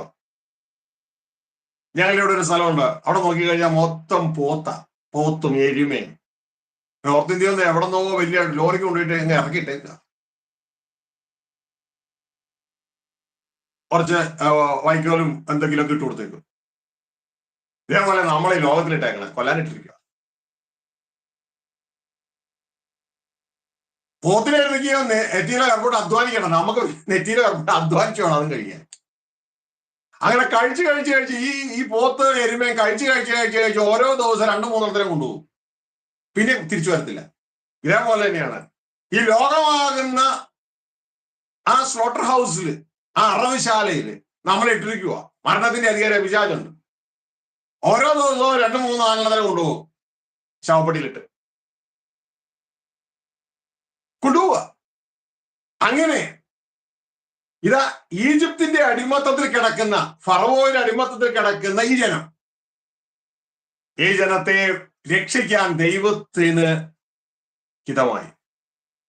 ദൈവത്തിന് ഹിതമായപ്പോ ദൈവം ഒരാളെ നിയോഗിച്ചു. അദ്ദേഹത്തിന്റെ പേരാണ് മോശ. ഈ ഇസ്രായേൽ ജനം ഇനി രക്ഷപ്പെടാൻ വേണ്ടി വേറെ ഒന്നും ചെയ്യണ്ട, മോശയെ വിശ്വസിച്ചാൽ മതി. മോശയെ വിശ്വസിച്ച് അനുഗമിച്ചാൽ മതി. പിടുത്തം കിട്ടിയ. ഇതേപോലെ തന്നെ നമ്മളെ ഈ ലോകത്തിൽ നിന്ന് രക്ഷിക്കാൻ ദൈവം നിയമിച്ചത് മോശയല്ല, തന്റെ ഏകപുത്രനായ ക്രിസ്തുവെയാണ്. കാൽവരി ക്രൂശിൽ മരിച്ച് വഴിയുണ്ടാക്കാൻ നമ്മളാരും സഹായിച്ചില്ല. നമുക്ക് അതിനെക്കുറിച്ച് അറിഞ്ഞും കൂടായിരുന്നു. പിശാചിന് പോലും മനസ്സിലായില്ല എന്താ ഇത് നടക്കണേന്ന്. അത് ദൈവം നമ്മുടെ തേജസ്സിനായി ഒരുക്കിയിരുന്നതും മറഞ്ഞിരുന്നതുമായ ജ്ഞാനമാണ്. അത് ഈ ലോകത്തിന്റെ പ്രഭുക്കന്മാർ അറിഞ്ഞില്ല. പിശാചുക്കളും ഗ്രൂപ്പും കൂട്ടരും അറിഞ്ഞില്ല. അറിഞ്ഞിരുന്നെങ്കിൽ അവരുടെ തേജസ്സിന്റെ കർത്താവിനെ ക്രൂശിക്കില്ലായിരുന്നു. ക്രൂശിച്ചതോടുകൂടെ അവന്റെ രാജ്യം പൊട്ടി. നമ്മളെ സൂക്ഷിച്ചിരുന്ന ആ രാജ്യം പൊട്ടി.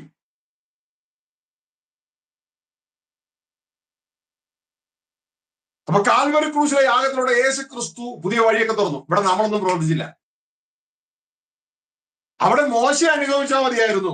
ഇവിടെ യേശുവിന്റെ നാമത്തെ വിശ്വസിച്ച് യേശു അനുഗമിച്ചാൽ മതി. ഒന്നും ചെയ്യണ്ട, വിശ്വസിച്ച് അനുഗമിച്ചാൽ മതി, വേറെ ഒന്നും ചെയ്യണ്ട. പിടുത്തം കിട്ടിയ മക്കളെ, ഇതായിട്ട് നിഴല. ഇനി അത് ഈ സെക്ഷനിൽ നിന്ന്, ഈ സ്റ്റേഷനിൽ നിന്നാ, ഈജിപ്തിൽ നിന്നാ. പക്ഷെ ചെന്നെത്തേണ്ട കനാനില്ല. കനാൻ എന്തിന്റെ നടല? ദൈവരാജ്യത്തിന്റെ നടല. ആ യുവ രാജ്യത്തെ കനാനിൽ കയറണമെങ്കിൽ ഞാൻ മോശയെ വിശ്വസിച്ചെന്ന് പറഞ്ഞിട്ട് കാര്യമില്ല. ആർക്കെങ്കിലും പറയാമോ ഞാൻ മോശയെ വിശ്വസിച്ചുകൊണ്ട് ഞാൻ കനാനിൽ കയറുമോ? നടക്കില്ല. കനാനിൽ കയറണമെങ്കിൽ അതിനു മുമ്പ് യുദ്ധമാണ്. യുദ്ധം ഇപ്പൊ വിശ്വസിച്ചാൽ മാത്രം പോരാ, ഒരു പ്രവൃത്തിയാണ്. കനാനിൽ കയറണമെങ്കിൽ നിന്റെ അവകാശത്തിന്റെ മുകളിൽ, ദൈവം നിനക്ക് വാഗ്ദത്തം ചെയ്ത അവകാശത്തിന്റെ മുകളിൽ 7 രാക്ഷസ സേനകൾ കിടക്കുകയാണ്. 7 രാക്ഷസ സേനകൾ അവിടെ ഉണ്ട്. ഈ 7 രാക്ഷസ സേനയെയും നീ തോൽപ്പിക്കണം. യുദ്ധം ചെയ്ത് നീ തോൽപ്പിക്കണം. എങ്കിലും നിന്റെ അവകാശത്തിന് കയറാൻ പറ്റും. അതുകൊണ്ടാണ് അവർ കനാൻ അവകാശമാക്കാൻ യുദ്ധം ചെയ്യേണ്ടി വന്നത്. ഇതല്ല യേശു പറഞ്ഞ ഇടുക്കുവാതിലൂടെ അകത്ത് കടപ്പാൻ നീ എന്ത് ചെയ്യണം? പോരാടണം. Strive to enter through the narrow door. പോരാടണം. അല്ലാണ്ട് യേശുവിനെ പുകഴ്ത്തി പറഞ്ഞാൽ പോരാ. യേശു വലിയവൻ, യേശു നല്ലവൻ. അപ്പൊ നമ്മൾ വിചാരിച്ചു, യേശു അതിൽ പൊങ്ങിയിട്ട് നമ്മളെ കയറ്റി വിടും. നമ്മൾ പറഞ്ഞാലും പറഞ്ഞില്ലേ യേശു നല്ലവനാ, പക്ഷെ നമ്മുടെ വാക്കിൽ പൊങ്ങുന്നില്ല. ഇതാണ് മത്തായി 15 പറയുന്നത്. യേശു ഒരു കൂട്ടരുടെ വാക്കുകാരുടെ യേശു പറയാണ്, യേശയ്യാപ്രവാചകന്റെ പുസ്തകത്തിൽ എഴുതി വെച്ചിട്ടുണ്ട്, ഈ ജനം അതരം കൊണ്ട് എന്നെ ബഹുമാനിക്കുന്നു, പൊക്കുക. അച്ഛയുടെ ഹൃദയം എന്നിൽ ഇത് വളരെ അകലെയാ. അപ്പോ എന്റെ പൊന്നു മക്കളെ, പൊക്കി പറഞ്ഞതുകൊണ്ടൊന്നും അവിടെ എത്തത്തില്ല. ഹല്ലേലൂയ. സ്തുതിവാക്കുകളിൽ മാറാത്തവനെ, പുകഴ്ചയിൽ വീഴാത്തവനെ, ഹൃദയം നന്നായി അറിയുന്നോനെ, ഹൃദയം നന്നായി അറിയുന്നോനെ, അപ്പാ എന്നപ്പാ, അപ്പാ എന്നാശ്രയമേ. സ്തുതിവാക്കിലൊന്നും വീഴത്തില്ല. ഹൃദയം നന്നായി അറിയാം, അന്തർഭാഗത്തില് സത്യവാ ദൈവിച്ചിരിക്കുന്നേ. ഹല്ലേലൂയ. രാഷ്ട്രീയം കളിക്കുന്നത് പോലെ യേശുവിന്റെ അടുക്കൽ വന്ന് കളിക്കാൻ മുതലാളിയുടെ അടുത്ത് മുതലാളി അങ്ങ് വലിയവനാട്ടോ, അയ്യോ കഴിഞ്ഞ ദിവസം അങ്ങ് ചെയ്ത പ്രസംഗം ഉണ്ടല്ലോ എത്ര നന്നായെന്ന്. ഹെറോദാവിനെ പറ്റിച്ചതുപോലെ ഹെറോദാവിനെ പറ്റിച്ചു ജനം. കാരണം ഹെറോദാവിന്റെ അടുക്കൽ നിന്ന് ഞങ്ങളുടെ നാട്ടിൽ അരി കിട്ടിക്കൊണ്ടിരിക്കണേ. ഹെറോദാവ് ഒരു പ്രസംഗം പ്രസംഗിച്ചു. ഈ ജനം അത് കേട്ടോ, എന്റെ ദൈവമേ രാജാവേ, ഇതുപോലെ ആരും പ്രസംഗിച്ചിട്ടില്ല, എന്ത് നല്ല പ്രസംഗമാ, അയ്യോ ഇത് മനുഷ്യന്റെ ശബ്ദമല്ല ദേവന്റെ ശബ്ദമാ. പുള്ളി അങ്ങ് പൊങ്ങിയില്ലേ. ദൈവത്തിന്റെ വചനം എഴുതിയിരിക്കുക, ദൈവത്തിന് മഹത്വം കൊടുത്തില്ലെന്ന്. ഉടനെ തന്നെ ദൂതനെ അടിച്ചു. പുള്ളിക്ക് കൃമിക്കിരയായി, അതിന്റെ അർത്ഥം ക്യാൻസർ ആയെന്ന്. കൃമിക്കിരയായി അത് വെച്ചുപോയി. പലരും പല അസുഖങ്ങളുടെ പേരൊക്കെ പറയും, പക്ഷെ ആരുടെ അടി കിട്ടിയെന്ന് ആർക്കറിയാം, അല്ലെ? നമ്മൾ സൂക്ഷിച്ചോളാം, ആത്മലോകം നമ്മളുടെ കൂടെ ഉണ്ട്. ദൈവത്തിന്റെ വചനം പറയുന്നു, ഈ എളിയവരിൽ ഒരുവനെ തുച്ഛീകരിക്കാതിരിപ്പാൻ സൂക്ഷിച്ചുകൊള്ളുവിൻ, കാരണം സ്വർഗത്തിൽ അവരുടെ ദൂതന്മാർ എന്റെ അപ്പന്റെ മുഖം എപ്പോഴും കണ്ടുകൊണ്ടേയിരിക്കുന്നു. ഇപ്പൊ എനിക്കും ദൂതന്മാരുണ്ട്, ദൈവം തന്നിട്ടുണ്ട്. സിസ്റ്റർക്കും ദൂതന്മാരുണ്ട്, ദൈവം തന്നിട്ടുണ്ട്. സാജുവിന് ദൂതന്മാരുണ്ട്, ദൈവം തന്നിട്ടുണ്ട്. ദൈവത്തിന് വചനം പറയാം, നമുക്ക് എല്ലാവർക്കും ദൂതന്മാർ തന്നിട്ടുണ്ട്. നിന്റെ കാൽ കല്ലിൽ തട്ടിപ്പോകാതിരിപ്പാൻ ദൈവം തന്റെ ദൂതനോട് കൽപ്പിക്കും. അപ്പൊ എന്റെ പ്രിയ കുഞ്ഞുങ്ങളെ, നമ്മൾ വളരെ ശ്രദ്ധിച്ചോളണം. അപ്പൊ ഇവിടെ പറയുന്നതിന്റെ അർത്ഥം, ഈ ഇസ്രായേൽ ജനം ഈജിപ്തിന്റെ അടിമത്തത്തിൽ നിന്ന് പുറത്തിറങ്ങാൻ അവർ മോശയെ വിശ്വസിച്ച് ഇറങ്ങി തിരിച്ചാൽ മതിയായിരുന്നു. പക്ഷെ കനാൻ അവകാശമാക്കാൻ ആ വിശ്വാസം മാത്രം പോരാ, അവർക്കൊരു പോരാട്ടം ഉണ്ടായിരുന്നു. ഇതാ യേശു പറഞ്ഞ, ഇടുക്കുവാതിലൂടെ അകത്ത് കിടപ്പാൻ പോരാടുവേൻ. മനസ്സിലായോ? അപ്പൊ ഈ രണ്ടാമത്തെ യേശുവിന്റെ ഉപദേശം കാണത്തില്ല, ക്രിസ്തു പറഞ്ഞ ഉപദേശം കാണത്തില്ല. കാരണം ക്രിസ്തു പറഞ്ഞ ഉപദേശം വന്നു കഴിഞ്ഞാൽ അവനെ സഭയിൽ നിന്ന് പുറത്താക്കും. പക്ഷെ ക്രിസ്തുവിന്റെ ഉപദേശം ഇല്ല, അവന് സഭയ്ക്കകത്ത് നിൽക്കാം. പക്ഷെ നമ്മളോട് പറയുന്നത് നേരെ തിരിച്ചാ, ഈ ഉപദേശം കൊണ്ടല്ലാതെയാണ് ഒരുത്തം വരുന്നതെങ്കിൽ അവനെ പുറത്താക്കണം. അവനോട് കൂട്ടുപോലും കൂടരുത്. അപ്പോ ഇന്നിപ്പോ ഞാൻ ഇത്രയും പറഞ്ഞില്ലേ, ഇനി മക്കളെ നിങ്ങളുടെ ഇതുവരെയുള്ള ആ അവസ്ഥ ഒന്ന് അവലോകനം ചെയ്തേ. ഈ പറഞ്ഞ സത്യമല്ലേ, ആന്റിക്രൈസ്റ്റ് അല്ലേ സഭയോട് കിടക്കണേ? ക്രിസ്തുവിന്റെ ഉപദേശമായിട്ട് വന്നു കഴിഞ്ഞാൽ അവന് പുറത്താക്കും. ക്രിസ്തുവിന്റെ അല്ലയോ, കാൽവരിയിൽ യേശു മരിച്ചു എന്ന് പറഞ്ഞ് മാത്രം ഇരുന്നു കഴിഞ്ഞാൽ, അത് വിശ്വസിച്ചാൽ മാത്രം മതി എന്ന് പറഞ്ഞു കഴിഞ്ഞാൽ അവനകത്താക്കി. ക്രിസ്തുവിന്റെ ഉപദേശം വന്നാൽ അവനെ പുറത്താക്കി. നാം ഇന്ന് ആരോട് കൂടെയാ? ദൈവത്തോടു കൂടെയോ അതോ നാം അറിയാതെ ആന്റിക്രിസ്റ്റിനോട് കൂടെയോ? ഈ മൂക്കിൽ ശ്വാസം നിലനിൽക്കാത്ത മനുഷ്യരെ പ്രസാദിപ്പിച്ചിട്ട് ഒരു കാര്യവുമില്ല. നമുക്ക് ഈ ശ്വാസം തന്ന സ്വർഗസ്ഥ പിതാവിനെയും അതിന് മുഖാന്തരമായ ക്രിസ്തുവിനെയും വേണം പ്രസാദിപ്പിക്കാൻ. ഹല്ലേലൂയ. ദൈവപ്രസാദം നടക്കണം. ഇനി ഞാൻ ഇത്രയും പറഞ്ഞ സംഭവം നമ്മളുടെ ദൃഷ്ടാന്തമാണ്, നിഴലാണെന്ന് പറഞ്ഞു തരട്ടെ. വായിച്ച 1 Corinthians 10 നമ്മൾ മനസ്സിലാക്കുന്നത്, യേശുവിന്റെ ഉപദേശം ഇന്ന് സഭയിൽ, യേശുവിന്റെ ഉപദേശം അതില്ലാത്തവനെ വീട്ടിൽ പോലും കയറ്റുന്നത്. ആ ഉപദേശമാണ് നമ്മളെ ദൈവരാജ്യ അവകാശമാക്കുവാൻ ഇടയായി ചെയ്യുന്നത്. 1 Corinthians 10 1 മുതൽ 6 വരെ വായിച്ച സിസ്റ്ററെ, 1 മുതൽ 6 വരെ. സഹോദരന്മാരെ, നമ്മുടെ പിതാക്കന്മാർ എല്ലാവരും മേഘത്തിൻ കീഴെ ആയിരുന്നു. എല്ലാവരും സമുദ്രത്തിലൂടെ കടന്ന് എല്ലാവരും മേഘത്തിലും സമുദ്രത്തിലും സ്നാനമേറ്റു മോശയോട് ചേർന്നു. എല്ലാവരും ഒരേ ആത്മീക ആഹാരം തിന്നു. എല്ലാവരും ഒരേ ആത്മീക പാനീയം കുടിച്ചു. അവരെ അനുഗമിച്ച ആത്മീക പാറയിൽ നിന്നല്ലോ അവർ കുടിച്ചത്. ആ പാറ ക്രിസ്തു ആയിരുന്നു. എങ്കിലും അവരിൽ മിക്കപേരിലും ദൈവം പ്രസാദിച്ചില്ല. അവരെ മരുഭൂമിയിൽ തള്ളിയിട്ട് കളഞ്ഞു എന്ന് നിങ്ങൾ അറിയാതിരിക്കരുത് എന്ന് ഞാൻ ആഗ്രഹിക്കുന്നു. ഇത് നമുക്ക് ദൃഷ്ടാന്തമായി സംഭവിച്ചു. അവർ മോഹിച്ചതുപോലെ നാമും ദുർമോഹികളാകാതിരിക്കേണ്ടതിന് തന്നെ. ഓ ലോർഡ്, ഐ ലവ് യു. ഇതാ ദൈവത്തിന്റെ വചനം പറയാണ്, ഇത് നമുക്ക് ദൃഷ്ടാന്തമായി സംഭവിച്ചു. അപ്പോ എന്റെ പ്രിയ സഹോദരങ്ങളെ, ഇസ്രായേൽ മക്കളുടെ ഈ യാത്ര നമുക്ക് ദൃഷ്ടാന്തമായി സംഭവിച്ചു.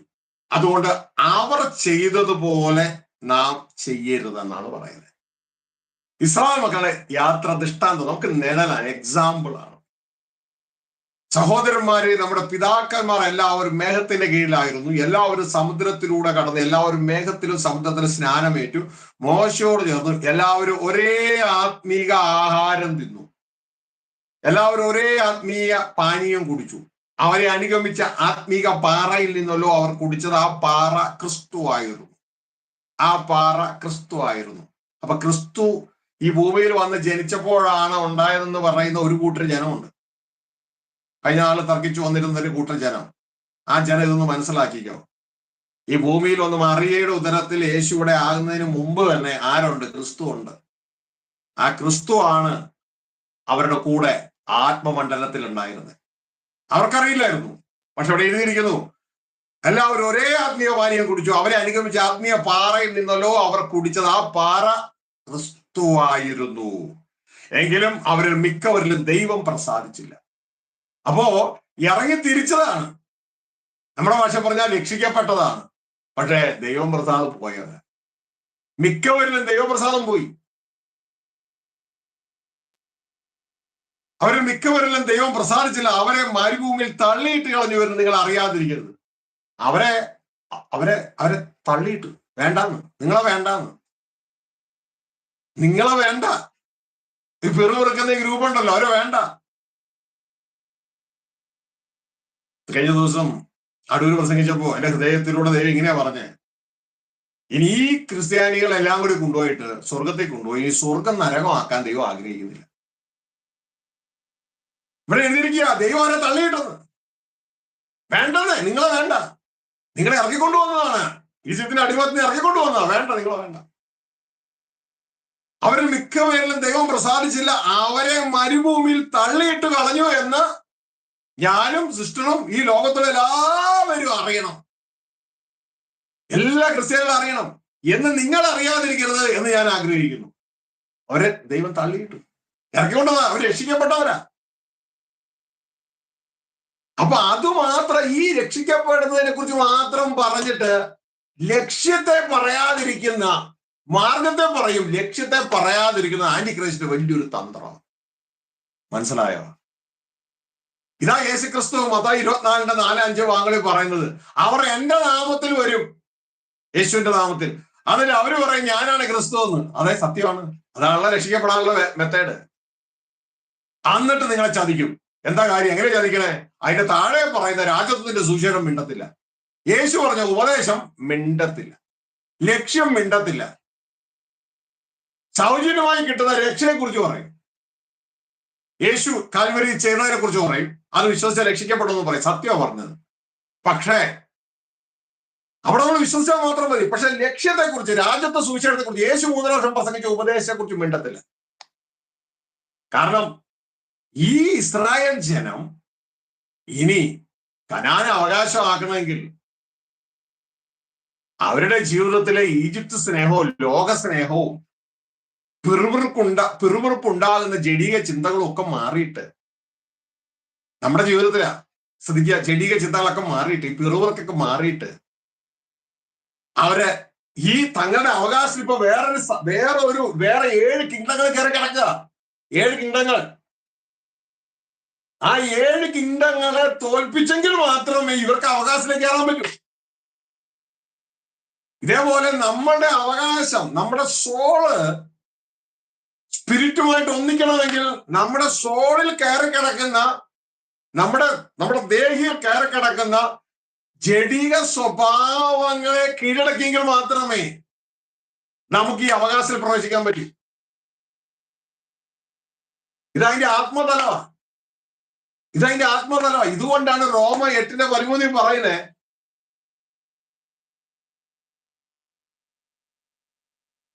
ആത്മാവാൽ ജഡത്തിന്റെ പ്രവൃത്തികളെ നീ നിഗ്രഹിക്കുന്നുവെങ്കിൽ നീ ജീവനിൽ കിടക്കും.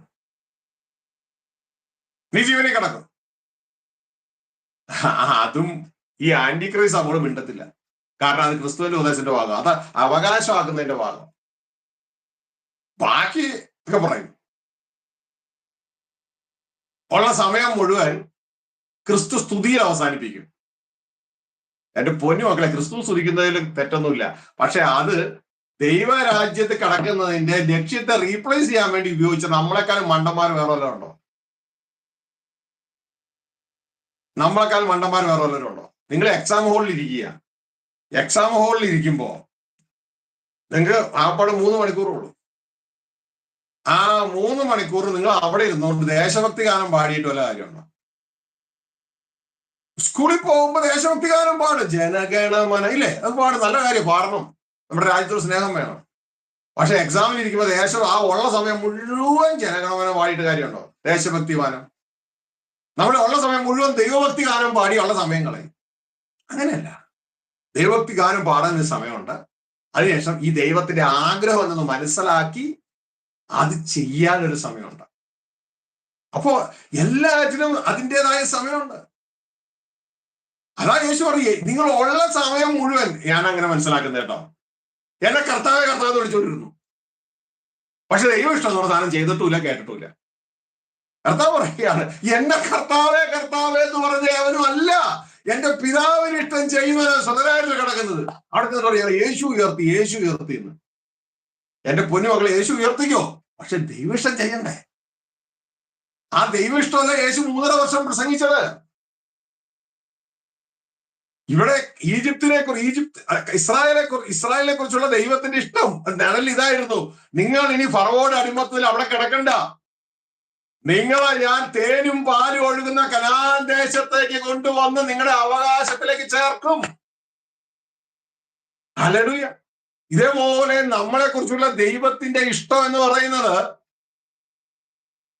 മോശ മുഖാന്തരമല്ല, ക്രിസ്തു മുഖാന്തരം നമ്മളെ ഫറവോയുടെ അടിമത്തത്തിൽ നിന്നല്ല, പിശാചിന്റെ അടിമത്തത്തിൽ നിന്ന്, ഈജിപ്തിൽ നിന്നല്ല, ലോകത്തിൽ നമ്മളെ വിടുവിച്ചെടുത്തിട്ട് അത് സൗജന്യമാട്ടോ, വിശ്വാസം സൗജന്യമായിട്ട് കിട്ടും. അതുകൊണ്ടാ പറയുന്നത്, കൃപയാലല്ലോ വിശ്വാസം പോലെ നീ രക്ഷിക്കപ്പെട്ടിരിക്കുന്നത്, അത് നിങ്ങളുടെ പ്രവൃത്തി കാണണമെന്നല്ല, മനസ്സിലായ, സൗജന്യമാണ്. അങ്ങനെ രക്ഷിച്ചെടുത്തിട്ട് ഈ കൂട്ടരെ കനാൻ ദേശം അവകാശമാക്കിക്കണം. ഇതേപോലെ നമ്മളെ ദൈവരാജ്യം അവകാശമാക്കിക്കണം. അത് നമ്മുടെ അവകാശമാണ്. പക്ഷെ നമ്മൾ ദൈവരാജ്യം അവകാശമാക്കാൻ പറ്റാത്ത രീതിയിൽ, നമ്മുടെ സോൾ അവിടെ എത്താത്ത രീതിയിൽ നമ്മുടെ സോളിൽ പിശാച് തന്റെ വിത്ത് വിരിച്ചിട്ടിരിക്കുകയാണ്, ജഡിക ചിന്തകൾ. ആ ജഡിക ചിന്തകളെ നമ്മൾ ദൈവാത്മാവിനാൽ, മോശയാലല്ല, ക്രിസ്തുവാലല്ല, ദൈവത്തിന്റെ ആത്മാവിനാൽ അവിടെ ശുശ്രൂഷ മാറി. നിങ്ങൾക്കറിയാമോ, ഈ ഇടയ്ക്ക് വെച്ച് ശുശ്രൂഷ മാറിയിട്ട്, മാർഗത്തിൽ വെച്ച് ശുശ്രൂഷ മാറിയിട്ട് ദൈവം മോശയെ മാറ്റി ജോഷുവെ തെരഞ്ഞെടുത്തു. ഓർക്കുന്നുണ്ടോ? പഠിച്ചവർക്കറിയാം. മോശയെ മാറ്റി ജോഷുവെ തെരഞ്ഞെടുത്തു. എന്താ കാര്യം? അത് ദൃഷ്ടാന്തമാണ്, നിഴലാ. നമ്മളുടെ യാത്രയില് യേശുവെ മാറ്റിയിട്ട് പരിശുദ്ധാത്മാവിനെ കൊണ്ടുവരികയാണ്. അതല്ല യേശു പറഞ്ഞ, ഞാൻ നിങ്ങൾക്ക് പ്രയോജനമില്ല, പോയാലേ കാര്യമുള്ളൂ. കാരണം ഞാൻ പോയാൽ ആള് മാറി വരും, കാര്യസ്ഥം വരും. കാരണം ഇനി നിങ്ങൾ നടക്കേണ്ടത് ജെറുസലേം തെരുവീതിയിലൂടെയും ഗലീലയിലൂടെയും കവർണ്ണഹോമിലൂടെയും അല്ല. അവിടെയൊക്കെ നടക്കണം നിങ്ങളുടെ ശരീരമാണ്. ഇനി നിങ്ങളുടെ യാത്ര ശരീരം കൊണ്ടല്ല, നിങ്ങളുടെ ഹൃദയം കൊണ്ടാ, നിങ്ങളുടെ ദേഹി കൊണ്ടാ. ആത്മമണ്ഡലത്തിലെ യാത്ര. ആത്മമണ്ഡലത്തിലെ യാത്ര പോകാനായിട്ട് ആത്മാവ് വേണം. അതുകൊണ്ട് ഞാൻ പോയാൽ നിങ്ങൾക്ക് പ്രയോജനമാ. ഞാൻ പോയാൽ കാര്യസ്ഥൻ പരിശുദ്ധാത്മാവ് നിങ്ങളുടെ അടുക്കൽ വരും. അവൻ നിങ്ങളെ സകല സത്യത്തിലും വഴി നടത്തും. ഈ ഒരു പൊരുളൊന്ന് മനസ്സിലാക്കി തരാൻ വേണ്ടിയാണ് മോശ മാറി ജോഷുവ ശുശ്രൂഷയിലേക്ക് കയറുന്നത്. അങ്ങനെ ജോഷുവയാണ് ഇവരെ നയിച്ചുകൊണ്ടുപോയി കനാനിലെ 7 രാക്ഷസ ജാതികളെ പരാജയപ്പെടുത്തും. അതേപോലെ നമ്മുടെ ജീവിതത്തിൽ അതിന്റെ ദൃഷ്ടാന്തമാണ്. ദൈവാത്മാവിനാൽ നമ്മുടെ ജോഷുവയാണ് ദൈവാത്മാവ്. ദൈവാത്മാവിനാൽ ജഡത്തിന്റെ പ്രവൃത്തികളെ നിഗ്രഹിക്കുന്നുവെങ്കിൽ യുദ്ധം നീ ജീവിക്കും, ജീവനിൽ കിടക്കും. ഇതാണ് റോമ 8:13 പറയുന്നത്. റോമ 8:13 വായിച്ച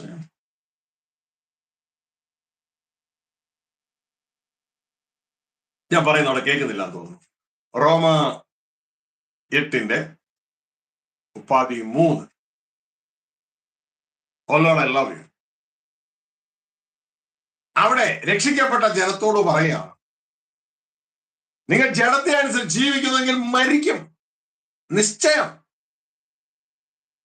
ഹല്ലേലൂയ. എന്നാൽ ആത്മാവിനാൽ ശരീരത്തിന്റെ പ്രവൃത്തികളെ മരിപ്പിക്കുന്നെങ്കിലോ നിങ്ങൾ ജീവിക്കും. രക്ഷിക്കപ്പെട്ട ജനത്തോട്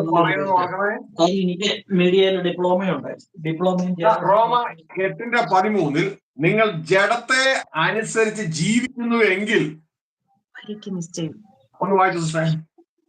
നിങ്ങൾ ജഡത്തെ അനുസരിച്ച് ജീവിക്കുന്നുവെങ്കിൽ മരിക്കും നിശ്ചയം.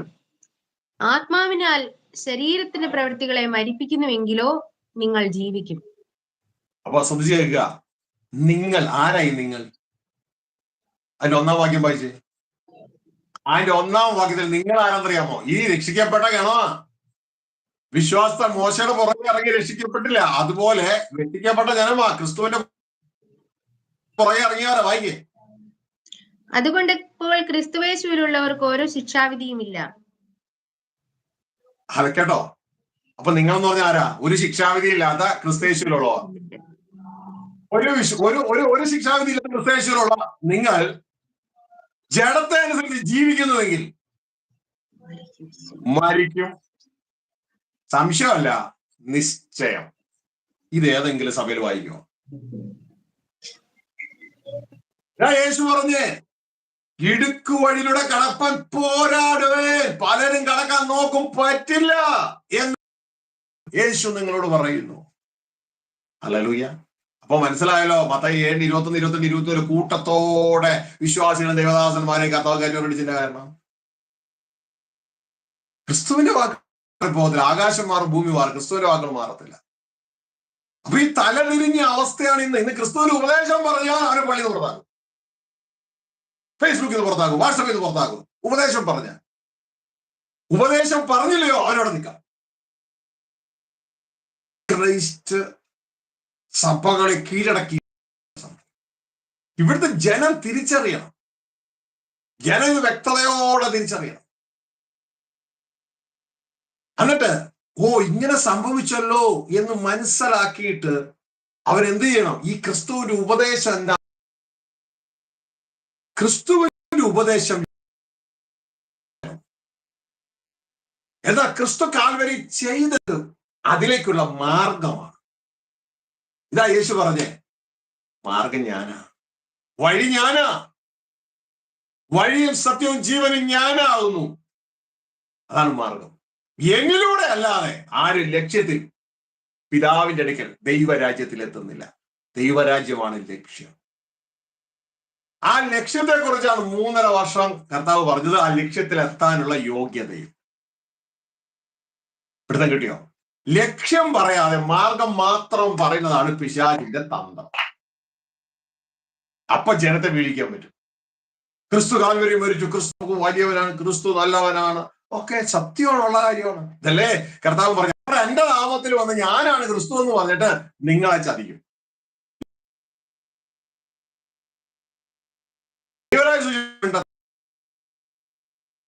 എപ്പോഴും പറഞ്ഞിട്ടുള്ള ബൈബിൾ കോളേജിന്റെ സിലബസിൽ പോലുമില്ല.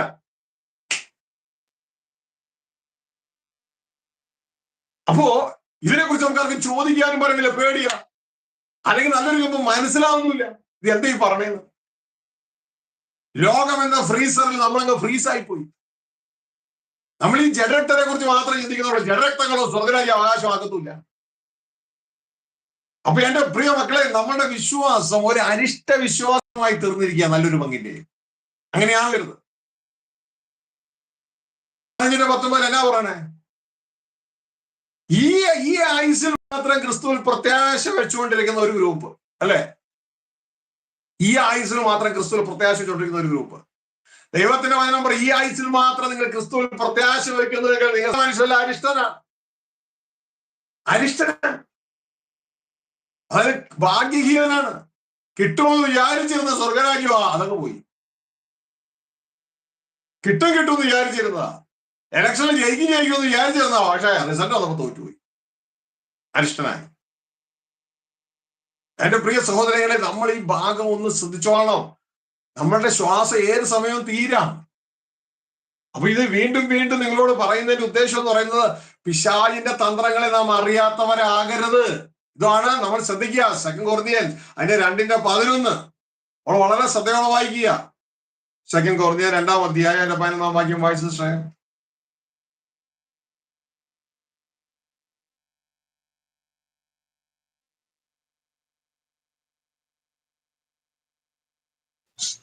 സാത്താൻ നമ്മെ തോൽപ്പിക്കരുത്, അവന്റെ തന്ത്രങ്ങളെ നാം അറിയാത്തവരല്ലോ.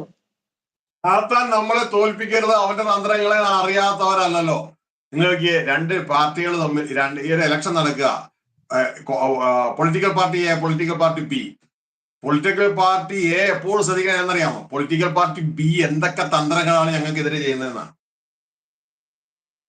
ഇതേപോലെ തന്നെ നമുക്ക് എത്തി നിൽക്കുന്ന പൊളിറ്റിക്കൽ പാർട്ടി എന്ന് പറയുന്നത് സാത്താനാണ്, സ്പിരിച്വൽ പൊളിറ്റിക്കൽ പാർട്ടി. കാരണം അവനാണ് ഇപ്പോൾ വാഴുന്നത്. സർവ്വലോകം പിശാചിന്റെ കീഴിൽ നടക്കണേ.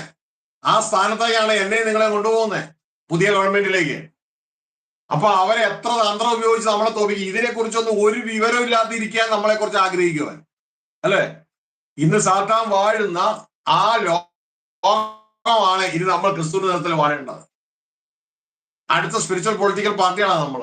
ഇതൊക്കെ അടൂർ കൺവെൻഷനിൽ പറഞ്ഞിട്ടുണ്ട്, നിങ്ങളത് കേട്ടാൽ മതി. അടുത്ത സ്പിരിച്വൽ പൊളിറ്റിക്കൽ പാർട്ടിയാണത്. ഹല്ലേലൂയ. ഇതാ ദൈവത്തിന്റെ വചനം പറയുന്നത്. 1 കൊരിന്ത്യർ 6-ാം അധ്യായത്തിൽ ദൈവത്തെ ശാസിക്കുന്നുണ്ട്. സഭയിലെ 2 പേര് തമ്മിൽ കേസ് കൊടുത്തേക്കണം ഈ ലോക കോടതിയിൽ. നിങ്ങൾ ഇത്ര നിസ്സാരന്മാരാ, ഇത്ര വിവരമില്ലാത്ത നിങ്ങളാണ് ഇനി ലോകത്തെ വാഴാൻ പോണേ. അങ്ങനെ ലോകത്തെ വാഴാൻ, ദൂതന്മാരെയൊക്കെ ന്യായം വിധിക്കാൻ പോകുന്ന, ലോകത്തെ വാഴാൻ പോകുന്ന നിങ്ങൾക്ക് ഇത്ര ചെറിയ കാര്യം പോലും ചെയ്യാൻ പറ്റണില്ലേ? സഭയിലെ 2 പേര് തമ്മിൽ പ്രശ്നം ഉണ്ടായിട്ട് നേരെ ലോകത്തിന്റെ കോടതിയിലേക്ക് പോയി. ഇതിനെ തീർക്കാൻ കഴിയുന്ന ഒരു ജ്ഞാനി നിങ്ങളുടെ കൂടെ ഇല്ലേ? പക്ഷെ ഇത് ആർക്കും മനസ്സിലാകാൻ, ഇത് മനസ്സിലാക്കാത്ത രീതിയിൽ സാത്താന്റെ തന്ത്രം ഇതാ കയറി പ്രവർത്തിച്ചിരിക്കുക. ഹല്ലേലൂയ. 1 കൊരിന്ത്യർ 6-ാം അധ്യായം 1-2 വാക്യങ്ങളൊന്ന് വായിച്ചത് ശ്രേ. 1 കൊരിന്ത്യർ 6-ാം അധ്യായം നിങ്ങൾക്ക് കാണാൻ പറ്റും. നിങ്ങളിൽ ഒരുത്തന് മറ്റൊരുത്തനോട് ഒരു കാര്യമുണ്ടെങ്കിൽ വിശുദ്ധന്മാരുടെ മുമ്പാകെ അല്ല അഭക്തന്മാരുടെ മുമ്പിൽ വ്യവഹാരത്തിന് പോകുവാൻ തുനിയുന്നുവോ? വിശുദ്ധന്മാർ ലോകത്തെ വിധിക്കുമെന്ന് അറിയുന്നില്ലയോ? ലോകത്തെ നിങ്ങൾ വിധിക്കുമെങ്കിൽ ഏറ്റവും ചെറിയ സംഗതികളെ വിധിപ്പാൻ നിങ്ങൾ അയോഗ്യരോ? കേട്ടോ, വിശുദ്ധൻ നമ്മളാണ് ഈ ലോകം ഭരിക്കാൻ പോണത്. പിശാചും കൂട്ടരെയും മാറ്റിയിട്ട്, അതാണ് ദൂതന്മാർ. നമ്മൾ ദൂതന്മാരെ ന്യായം വിധിക്കേണ്ടവരാണ്. അതാണ് താഴെ എഴുതിയേക്കണേ. പിശാചിനെ കൂട്ടരെ അടുത്ത് മാറ്റണം. തുടർന്ന് യേശു ക്രിസ്തുവിന്റെ നേതൃത്വത്തിലുള്ള ഗവൺമെന്റ് അലങ്കരിക്കേണ്ടത് നമ്മളാണ്. ഗവൺമെന്റ് യേശുവിന്റെ തോളിലിരിക്കും.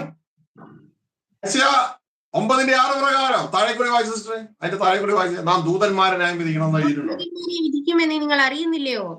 ഐഹിക കാര്യങ്ങളെ എത്രയധികം നാം ദൂതന്മാരെ അത് സ്പിരിച്വൽ കിങ്ഡത്തെ ന്യായം വിധിക്കാൻ പോണല്ലോ നമ്മള്. അങ്ങനെയെങ്കിൽ ഈ ലോകത്തിലെ ഭൗതിക കാര്യങ്ങളെ എത്ര അധികം ചോദിക്കണേ, മനസ്സിലായോ? പക്ഷെ ഇതൊക്കെ നമ്മൾ അറിയാൻ പിശാച് ആഗ്രഹിക്കും. അവൻ തന്ത്രത്താൽ നമ്മളെ തെറ്റിച്ചു. ആരംഭം കൊണ്ട് അവസാനത്തെ മറച്ചു, മാർഗം കൊണ്ട് ലക്ഷ്യത്തെ മറച്ചു. യേശു പറഞ്ഞ സുവിശേഷത്തെ അറിയിക്കാതെ യേശു കാൽവരിയിൽ മരിച്ചു എന്ന് പറഞ്ഞുകൊണ്ട് ആ യേശുവിനെ സ്തുതിച്ചാൽ മതി സ്വർഗ്ഗരാജ്യത്തിൽ കയറുമെന്ന് പറഞ്ഞുകൊണ്ട് നമ്മളെ അങ്ങ് മറച്ചു. എപ്പോഴും മനസ്സിലാക്കുക, ലക്ഷ്യം മറയരുത്, ലക്ഷ്യം മറയരുത്. സഭാപ്രസംഗി 7 പറയുന്ന ഒരു കാര്യമുണ്ട്. 7 പറയുന്നത് ആരംഭത്തെക്കാൾ നല്ലത് അവസാനമാണ്. ആരംഭിക്കുന്നത് നല്ലതാ, മാർഗത്തിൽ കയറുന്നത് നല്ലതാ, പക്ഷേ അവസാനിച്ചില്ലെങ്കിലോ ഒരു കാര്യമില്ല, അധ്വാനിച്ച് മുഴുവൻ വെറുതെയായി. അല്ലെ? അധ്വാനിച്ച് മുഴുവൻ വെറുതെയായി. ഈ ഇലക്ഷൻ നടക്കുമ്പോൾ എനിക്ക് വയ്ക്കാൻ സങ്കടമുണ്ട്. ചിലത് കണ്ടമാനം അധ്വാനിക്കും, ധാരാളം ഫണ്ട് മുടക്കി ഓരോ വീടുകളും കയറി ഇറങ്ങി അവരാരംഭിച്ചു, പക്ഷെ അവസാനം ജയിച്ചില്ല, ലക്ഷ്യത്തിലെത്തിയില്ല, അവസാനിച്ചില്ല. വേറെ ആരെയെ കുറിച്ച് ഞാൻ കേട്ടു, എനിക്ക് അറിഞ്ഞുകൂടാ. താൻ ഇലക്ഷൻ ചെയ്തു, എല്ലായിടത്തും ഓടി, അദ്ദേഹം തനിക്ക് 250 വോട്ടെങ്കിലും കിട്ടുമെന്ന് വിചാരിച്ചു. പക്ഷെ കിട്ടിയപ്പോ ഓരോ വോട്ട് അവസാനം അദ്ദേഹം അന്വേഷിച്ചു നടക്കും, ആരാ എനിക്ക് വോട്ട് ചെയ്ത ഒരാളെന്ന്. കാരണം തന്റെ വീട്ടിലുള്ളവർ പോലും എനിക്ക് വോട്ട് ചെയ്തില്ല. അപ്പോ എന്റെ പ്രിയ സഹോദരങ്ങളെ, ആരംഭിച്ചു, പക്ഷെ അവസാനിച്ചില്ല, ജയിച്ചില്ല. 7:8 സഭാപ്രസംഗി 7:8 ഒന്ന് വായിച്ചേ. 7:8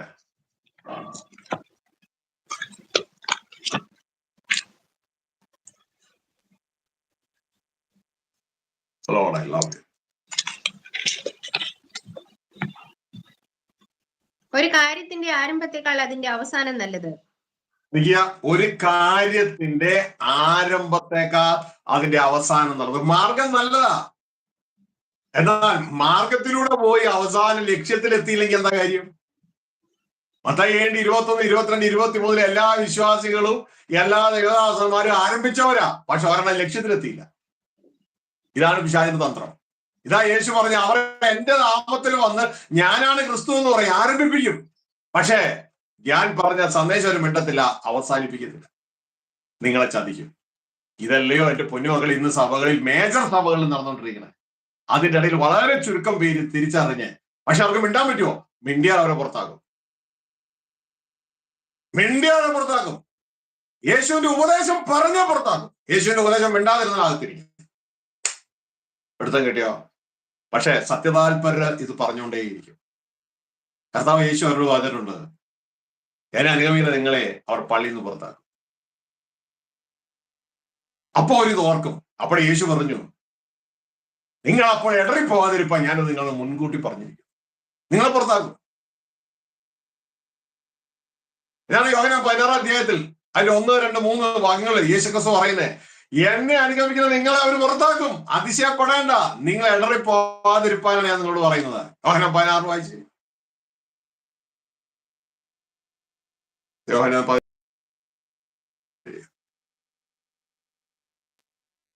16:1 മുതൽ.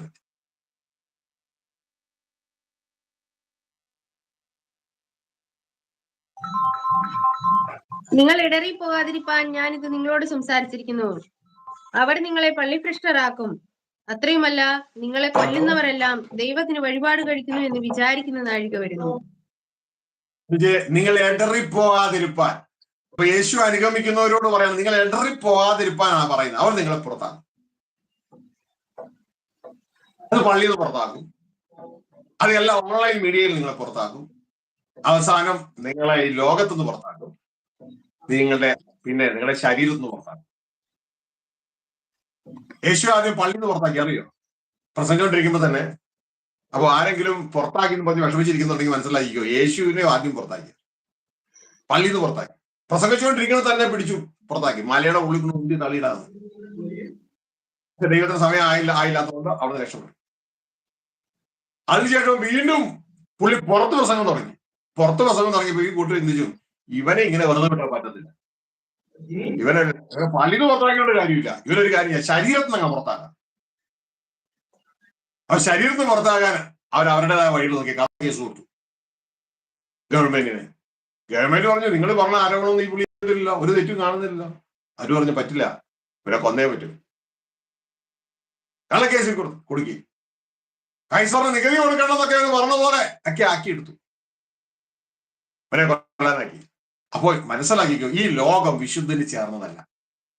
എപ്പോഴും മനസ്സിലാക്കുക, ഈ ലോകം, എബ്രായ ലേഖനം 11 പറയുന്നത് ഇതാ, അവർക്ക് ഈ ലോകം യോഗ്യമായിരുന്നില്ല, അവർ നിങ്ങളെ പുറത്താക്കും. ഇതാ യേശു പറഞ്ഞേ, നിങ്ങൾ ഈ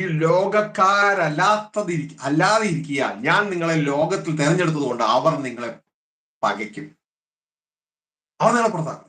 എന്നെ പുറത്താക്കിയതുപോലെ പുറത്താക്കും. കാരണം രണ്ട് രാജ്യം, ഒന്ന് ലോകവും മറ്റു ദൈവരാജ്യം, രണ്ട് ശത്രുക്കളാണ്. അപ്പൊ 2 ടൈപ്പ് സീഡ്സ് ഇവിടെ ഉണ്ട്. അത് നമുക്ക് അടുത്ത ആഴ്ച ദൈവം കേൾക്കാം. അപ്പോ ഈ സംഭവം നമ്മൾ വ്യക്തതയോടെ മനസ്സിലാക്കുക. ഇനി ഈ യേശുവിന്റെ ഉപദേശം അത് ലക്ഷ്യത്തിലെത്തിക്കുന്നതാണ്. ഹല്ലേലൂയ, ലക്ഷ്യത്തിലെത്തിക്കുന്നതാണ്. യേശു ക്രിസ്തു തന്റെ ജീവിതകാലം മുഴുവൻ പറഞ്ഞ ആ ഉപദേശത്തിൽ എത്തണമെങ്കിൽ, അതുകൊണ്ട് കർത്താവ് പറഞ്ഞ അവിടെ എത്തണമെങ്കിൽ നിങ്ങൾ പോരാടണം. ഇതാണ് റോമ 8:13 നമ്മളോട് പറയുന്നത്. നീ ജഡത്തെ അനുസരിച്ച് ജീവിച്ചാൽ നീ മരിക്കും, പക്ഷേ ദൈവാത്മാവിനാൽ, അതാണ് ജോഷുവ നമ്മുടെ, ദൈവാത്മാവിനാൽ ജഡത്തിന്റെ പ്രവൃത്തികളെ മരിപ്പിക്കുന്നുവെങ്കിൽ യുദ്ധമാണ്, നീ ജീവനിൽ കിടക്കും, ജീവിക്കും. അപ്പോ ഇനി ഒരു അല്പസമയം യേശുവിന്റെ ഉപദേശം എന്താണെന്ന് നമുക്ക് ചെക്ക് ചെയ്യാം. യേശു ആ 3 വർഷക്കാലം എന്താണ് ഉപദേശിച്ചത്? ചില വാക്യങ്ങൾ വായിച്ചിട്ട് നമുക്ക് പ്രാർത്ഥിച്ച് അവസാനിപ്പിക്കാം. യേശുവിന്റെ ഉപദേശം എന്താണ് കേട്ടോ? ഇപ്പൊ നമ്മൾ കേട്ടത് യേശുവിന്റെ ഉപദേശം നിൽക്കാത്തവന് ദൈവമില്ല എന്നുള്ളതാണ്. അതിന് തൊട്ട് മോളിൽ പറയുന്നുണ്ട് ആന്റിക്രൈസ്റ്റ് ചെയ്യുന്ന ഒരു പരിപാടി എന്ന് പറയുന്നത് ഈ യേശുവിനെ ക്രിസ്തു എന്ന് നിഷേധിക്കുക. നമ്മൾ കഴിഞ്ഞ സന്ദേശം കേട്ടു, യേശു ഒരു തച്ചന്റെ മകനായ മനുഷ്യനാണെന്ന് ആക്കിയെടുക്കുക ഒരു കൂട്ടര്, യേശു ദൈവത്തിനായ ക്രിസ്തു എന്നല്ല അത്യുന്നതനായ ദൈവം എന്നാക്കിയെടുക്കുക വേറൊരു കൂട്ടര്. ഇത് രണ്ടും കൂടി വരുമ്പോ ശരിക്കും പറഞ്ഞാൽ വീണ്ടും ജനനത്തിൽ തന്നെ വെട്ടാണ്. വീണ്ടും ജനനത്തിൽ തന്നെ വെട്ട്. ഇനിയിപ്പോ ഒരു കൂട്ടർ വീണ്ടും ജനിച്ചത് വിചാരിച്ചോ, അവരെ അവിടെ ഇട്ട് പിടിക്കും. യേശുവിന്റെ ഉപദേശം പറയത്തില്ല, ലക്ഷ്യത്തെ കുറിച്ച് പറയത്തില്ല. അപ്പോ എന്താണ് യേശുവിന്റെ ഉപദേശം? അത് യേശു നമുക്ക് തന്ന വചനം തന്നെയാണ്. എന്താണ് ആ വചനം? മക്കളെ, വേറെ ഒന്നിനെ കുറിച്ചുമല്ല, തന്റെ പിതാവിനെ കുറിച്ചാണ്. പിതാവിന്റെ ഭവനത്തിലേക്ക് എന്നെയും നിങ്ങളെയും തന്റെ മക്കളായി പിതാവോടുകൂടെ ജീവിക്കാൻ, പിതാവിന്റെ അധികാരത്തിന് കീഴിൽ ജീവിക്കാൻ ക്ഷണിക്കുന്നു എന്നുള്ളതാണ് ആ വചനം. തുടർന്ന് അതിനുള്ള യോഗ്യതയുമാണ് പറഞ്ഞത്. അപ്പോ നമുക്ക് അതിന്റെ കാര്യങ്ങളൊന്ന് ശ്രദ്ധിക്കാം. അപ്പൊ അല്ലെങ്കിൽ ജീവനിൽ കയറത്തില്ല. ഇതാണ് യോഹന്നാൻ 5:24 യേശു ക്രിസ്തു പറയുന്ന ആ രംഗം സത്യം ചെയ്തു പറയുകയാണ്. നിനക്ക് ജീവനിൽ കിടക്കണോ? എന്റെ വചനം കേൾക്കണം, എന്റെ ഉപദേശം കേൾക്കണം, എന്നിട്ട് എന്നെ അയച്ചവനെ വിശ്വസിക്കണം. എങ്കിലേ നിനക്ക് നിത്യജീവനിൽ കടക്കാൻ കഴിയത്തുള്ളൂ. വായിച്ചേ 5:24. ആമേൻ ആമേൻ, ഞാൻ നിങ്ങളോട് പറയുന്നു, എന്റെ വചനം കേട്ട് എന്നെ അയച്ചവനെ വിശ്വസിക്കുന്നവന് നിത്യജീവനുണ്ട്. അവൻ ന്യായവിധിയിലാകാതെ മരണത്തിൽ നിന്ന് ജീവങ്കലേക്ക് കടന്നിരിക്കുന്നു. കേട്ടോ, എന്റെ ഉപദേശം, എന്റെ വചനം കേട്ടാൽ, എന്റെ വചനം കേട്ട് എന്നെ അയച്ചവനെ വിശ്വസിക്കണം, അവന് നിത്യജീവനുണ്ട്. അപ്പൊ യേശു എങ്ങനെയെന്ന് പറയുന്നത്? ആമേൻ ആമേൻ, ഉറപ്പിച്ചും തറപ്പിച്ചും ഞാൻ നിങ്ങളോട് പറയുന്നു, എന്റെ വചനം കേട്ട്. ഇതല്ലേ യേശുവിന്റെ ഉപദേശം? യേശുവിന്റെ ഉപദേശം ഇല്ലാതെ ഒരുത്തം വന്നവരുടെ വീട്ടിൽ പോലും കേട്ടിരുന്നത്. അപ്പൊ യേശുവിന്റെ വചനം കേട്ട്, ഇന്ന് യേശുവിന്റെ വചനം എന്നാന്ന് ചോദിച്ചാൽ യേശുവിന്റെ വചനം വെച്ചാൽ യേശുവിന്റെ വചനം. യേശുവിന്റെ വചനം കേട്ട് യേശുവിനെ അയച്ചവനെ വിശ്വസിക്കുന്നവന് നിത്യജീവനുണ്ട്. അപ്പൊ ആർക്കാ നിത്യജീവൻ? യേശുവിനെ അയച്ചവനെ വിശ്വസിക്കണം. അവൻ ന്യായവിധിയിലാകാതെ മരണത്തിൽ നിന്ന് ജീവങ്കലേക്ക് കടന്നിരിക്കുന്നു. ഇതിൽ എന്നോട് തർക്കിച്ചിട്ട് ഒരു കാര്യവും ഇല്ല. ഞാൻ എന്റെ കയ്യിൽ ഒന്നും ഇട്ടിട്ടില്ല. ഹല്ലേലൂയ. യേശു ക്രിസ്തുവിനെ അയച്ചവനെ വിശ്വസിക്കുക. അതിലൂടെ, യേശുവിലൂടെ. അപ്പൊ യേശുവിനെ വിശ്വസിക്കണമെങ്കിലോ, അതിനാണ് അത്ഭുതങ്ങൾ അടയാളങ്ങൾ യേശു ചെയ്യുന്നത്. അതിന്റെ കണക്ഷൻ ഉണ്ട്. ഇതാണ് യോഹന്നാന്റെ സുവിശേഷം 20:30-31 പറയുന്നത്. ഈ പുസ്തകത്തിലില്ലാത്ത അനേക അടയാളങ്ങളും ആന്ന് വായിച്ചു. യോഹന്നാൻ 20:30-31 വാക്യങ്ങൾ കാണാം. ഈ പുസ്തകത്തിലില്ലാത്ത അനേക അടയാളങ്ങളും യേശു ചെയ്തിട്ടുണ്ട്. പക്ഷെ ഇവ തന്നെ എഴുതിയിരിക്കുന്നത് യേശുക്രിസ്തു അത്യുന്നതമെന്ന് വിശ്വസിക്കാനല്ല, അത്യുന്നതനായ ദൈവം എന്ന് വിശ്വസിക്കാനല്ല, ദൈവത്തിന്റെ പുത്രൻ, അത്യുന്നതനായ ദൈവം അയച്ച ദൈവത്തിന്റെ പുത്രൻ എന്ന് വിശ്വസിക്കാനും അതുവഴി നിങ്ങൾക്ക് ജീവൻ ഉണ്ടാകുവാനുമാണ്. മനസ്സിലാവുന്നുണ്ടോ? ഇത് വ്യക്തതയോടെ നാം മനസ്സിലാക്കുക. വായിച്ചേ ആ ഭാഗം. ഈ പുസ്തകത്തിൽ എഴുതാത്ത മറ്റനേക അടയാളങ്ങൾ, അത്ഭുതങ്ങളും അതാണ്. ഈ ശിഷ്യൻ അതിനെക്കുറിച്ച് സാക്ഷ്യം പറയുന്നവനും ഇത് എഴുതിയവനുമാകുന്നു. അവന്റെ സാക്ഷ്യം സത്യം എന്ന് ഞങ്ങൾ അറിയുന്നു. യേശു ചെയ്തത് മറ്റു പലതുമുണ്ട്. അത് ഓരോന്നായി എഴുതിയാൽ എഴുതിയ പുസ്തകങ്ങൾ ലോകത്തിൽ തന്നെയും ഒതുങ്ങുകയില്ല എന്ന് ഞാൻ നിരൂപിക്കുന്നു.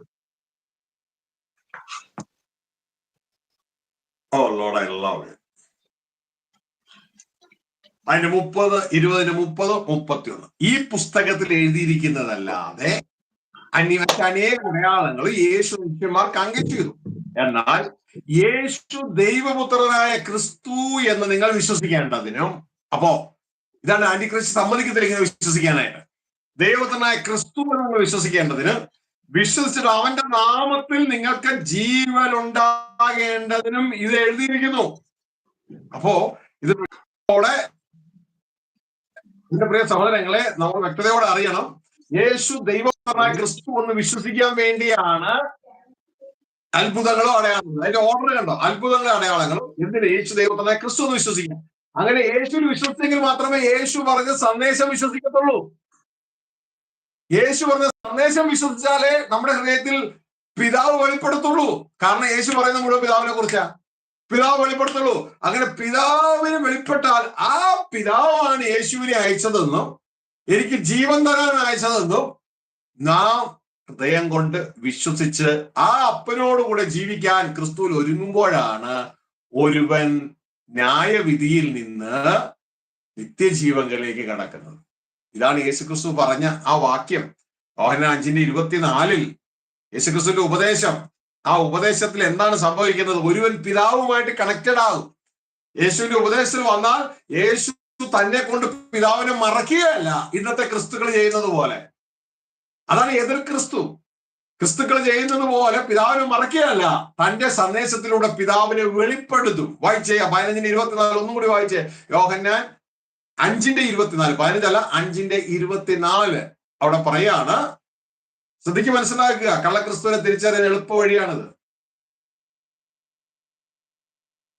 ആമേൻ, ആമേൻ,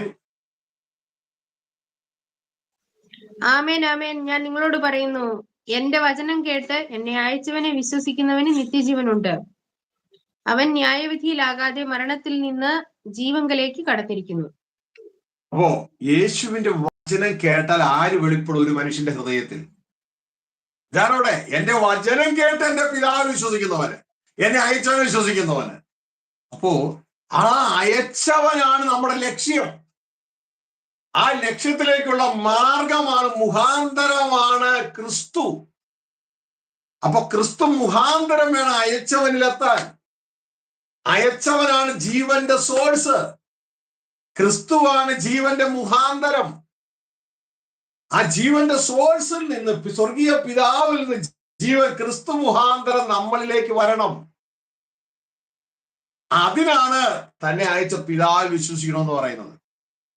ഈ പിതാവാണ്, പിതാവിന്റെ അതോറിറ്റിയാണ് ദൈവരാജ്യം. ഇതാണ് പിശാചും മറയ്ക്കുന്നത്. ഇതാണ് യേശുവിന്റെ ഉപദേശം. നിങ്ങൾക്കറിയാമോ, യേശു തന്റെ ജീവിതകാലത്ത് പിതാവിനെ നോക്കി 2 പ്രാവശ്യം ഫിനിഷ്ഡ് എന്ന് പറഞ്ഞു. നിങ്ങൾക്കറിയാം, ഒരു സ്ഥാപനം നടത്തുമ്പോ, ഒരു സ്കൂൾ നടത്തുമ്പോ, ഒരു വർക്ക്ഷോപ്പ് നടത്തുമ്പോ നിങ്ങളുടെ കീഴിലുള്ളവർ നിങ്ങളോട് വന്നിട്ട് പറയും ചില സമയത്ത്, സാറേ അത് പൂർത്തിയായിട്ടാ. അതിന്റെ അർത്ഥം നിങ്ങൾ എന്തോ പണി അവരെ ഏൽപ്പിച്ചു, അത് പൂർത്തിയായെന്ന് അവർ പറയണേ. ഇതേപോലെ യേശു 2 പ്രാവശ്യം പിതാവിനെ നോക്കി പറഞ്ഞു പൂർത്തിയായിട്ടാണ്. എന്താണെന്നറിയാമോ? ആദ്യത്തെ പ്രാവശ്യം ഈ വചനം കൊടുത്ത്, പിതാവ് ഏൽപ്പിച്ച വചനം കൊടുത്തതിന് ശേഷം യേശു പറഞ്ഞു പിതാവിനോട് പൂർത്തിയായിട്ടാ. അതാണ് ഫസ്റ്റ് സെക്ഷൻ. ഇനി 2ാമത്തെ സെക്ഷൻ യേശു പറഞ്ഞത് കാൽവരി ക്രൂസിൽ യാഗമായതിനു ശേഷം പിതാവോട് പറഞ്ഞു, അതിന്റെ ഫൈനൽ പോയിന്റ് പൂർത്തിയായിട്ടാ. 2 ജോലിയായിരുന്നു. ആദ്യത്തെ 3 വർഷത്തെ ജോലി പിതാവ് തന്ന സന്ദേശം കൊടുത്തിട്ട് അത് പൂർത്തിയായി എന്ന് പറയുകയാണ്. അതാണ് യേശുവിന്റെ ഉപദേശം.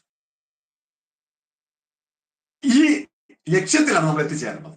രണ്ടാമത്, കാൽവരി ക്രൂശ് താൻ മരിക്കാൻ മരണത്തിന് തൊട്ട് മുമ്പ് യേശുക്രിസ്തു പിതാവിനെ നോക്കി പറഞ്ഞു, പൂർത്തിയായിട്ടാ.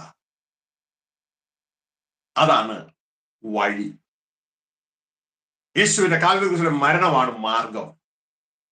അപ്പൊ ഇത് വ്യക്തമായിട്ട് തിരിച്ചറിയണം. അപ്പൊ 2 ഭാഗം നമുക്ക് ഒന്ന് ശ്രദ്ധിക്കാം. യോഹന്നാന്റെ സുവിശേഷം ആ 2 പൂർത്തീകരണം ജനം ശ്രദ്ധിക്കുക. യോഹന്നാന്റെ സുവിശേഷം 17-ാം അധ്യായം അതിന്റെ 4-ാം വാക്യം. യേശു എന്താ കള്ള റിപ്പോർട്ട് കൊടുക്കുകയാണോ എന്നൊരു സംശയം തോന്നുന്നു പലർക്കും. ചിന്തിച്ചാലേ തോന്നുള്ളൂ. കാരണം യേശു പറയാണ്, ഞാൻ നിന്റെ പ്രവൃത്തി പൂർത്തിയാക്കി. അതിന് മുമ്പ് പ്രവൃത്തി പൂർത്തിയാക്കിയത് എന്താണ്? ആ പ്രവൃത്തി പൂർത്തിയാക്കിയത് എന്ന് നമുക്ക് ശ്രദ്ധിക്കാം. അതിന്റെ 4-ാം വാക്യം 17-4 വായിച്ച്. ഞാൻ ഭൂമിയിൽ നിന്നെ മഹത്വപ്പെടുത്തി, നീ എനിക്ക് ചെയ്യുവാൻ തന്ന പ്രവൃത്തി തികച്ചിരിക്കുന്നു.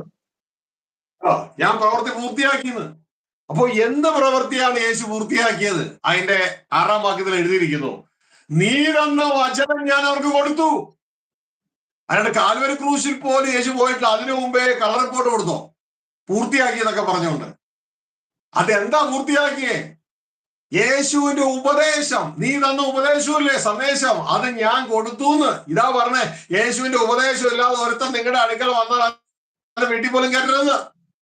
ഇപ്പൊ കാണ്ടി ക്രൈസ്റ്റ് നേരെ അതിനെ തിരിച്ചു. യേശുവിന്റെ ഉപദേശമായിട്ട് വന്നാൽ വീട്ടിൽ കയറ്റില്ല.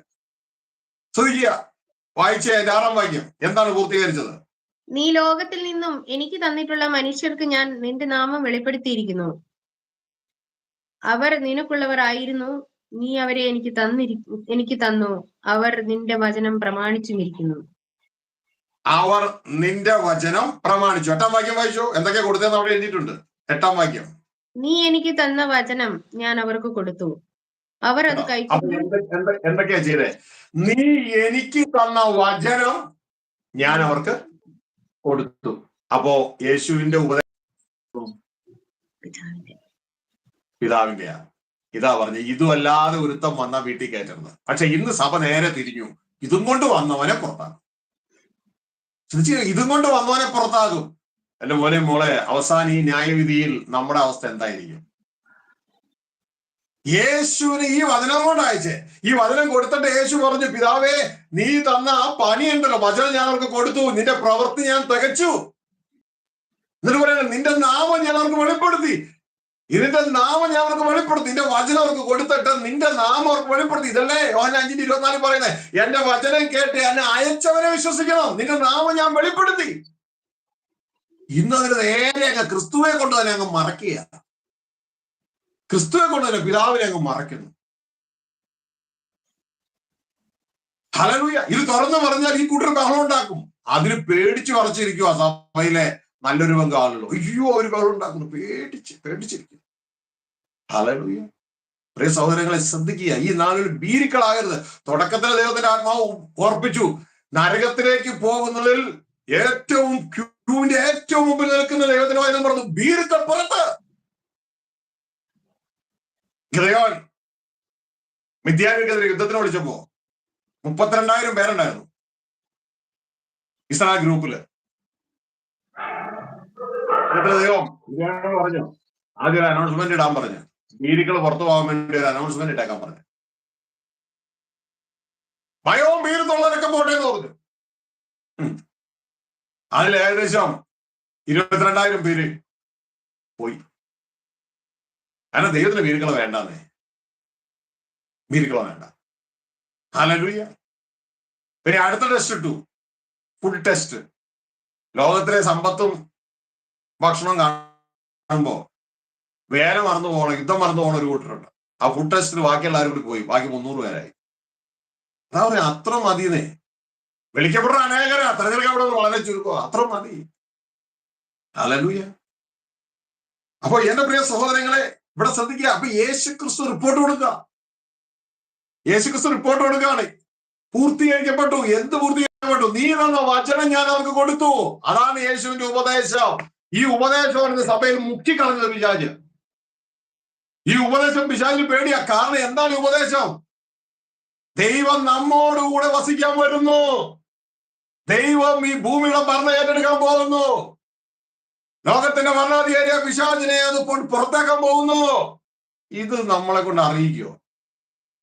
നിങ്ങൾക്ക് പോരാട്ടമുള്ളത് പിശാചിനോടോ അവന്റെ ഗ്രൂപ്പിനോടോ ആണ് എന്ന് പറഞ്ഞാലോ ആര് ചിന്തിക്കണം അതിനെ കുറിച്ച്? ആര് പറയണം? അതിന് പോരാട്ടം ഉള്ളത് യേശുവിന്റെ ഉപദേശം പറയുന്നവരോടാണ്. അവരെ എങ്ങനെയും ഒതുക്കി കൊടുക്കണം. എന്റെ പ്രിയ സഹോദരങ്ങളെ, ആകാശം മാറും, ഭൂമി മാറും, യേശുക്രിസ്തുവിന്റെ വാക്കുകൾക്ക് യാതൊരു മാറ്റമില്ല. അതുകൊണ്ട് യേശുക്രിസ്തുവിനെ അനുസരിക്കാൻ നോക്കാം. ഇനി യേശുക്രിസ്തു രണ്ടാമത് ഫിനിഷ്ഡ് പറഞ്ഞപ്പോഴാണെന്നറിയാമോ? അതിന്റെ അടുത്ത അധ്യായം 19 അധ്യായം 30 വാക്യം. കാൽവരി ക്രൂശിൽ ഇതാണ് യേശു ചെയ്തത്. മറ്റത് യേശുവിന്റെ ഉപദേശമായിരുന്നു. യോഹന്നാൻ സുവിശേഷം 19 അധ്യായം രണ്ടാമത്തെ റിപ്പോർട്ട് കൊടുക്കുകയാണ്. അതിന് 30 വാക്യം. ക്രൂശിൽ വെച്ച് എന്ത് സംഭവിച്ചു എന്ന് എഴുതിയിട്ടുണ്ട്. വായിച്ചാട്ടെ.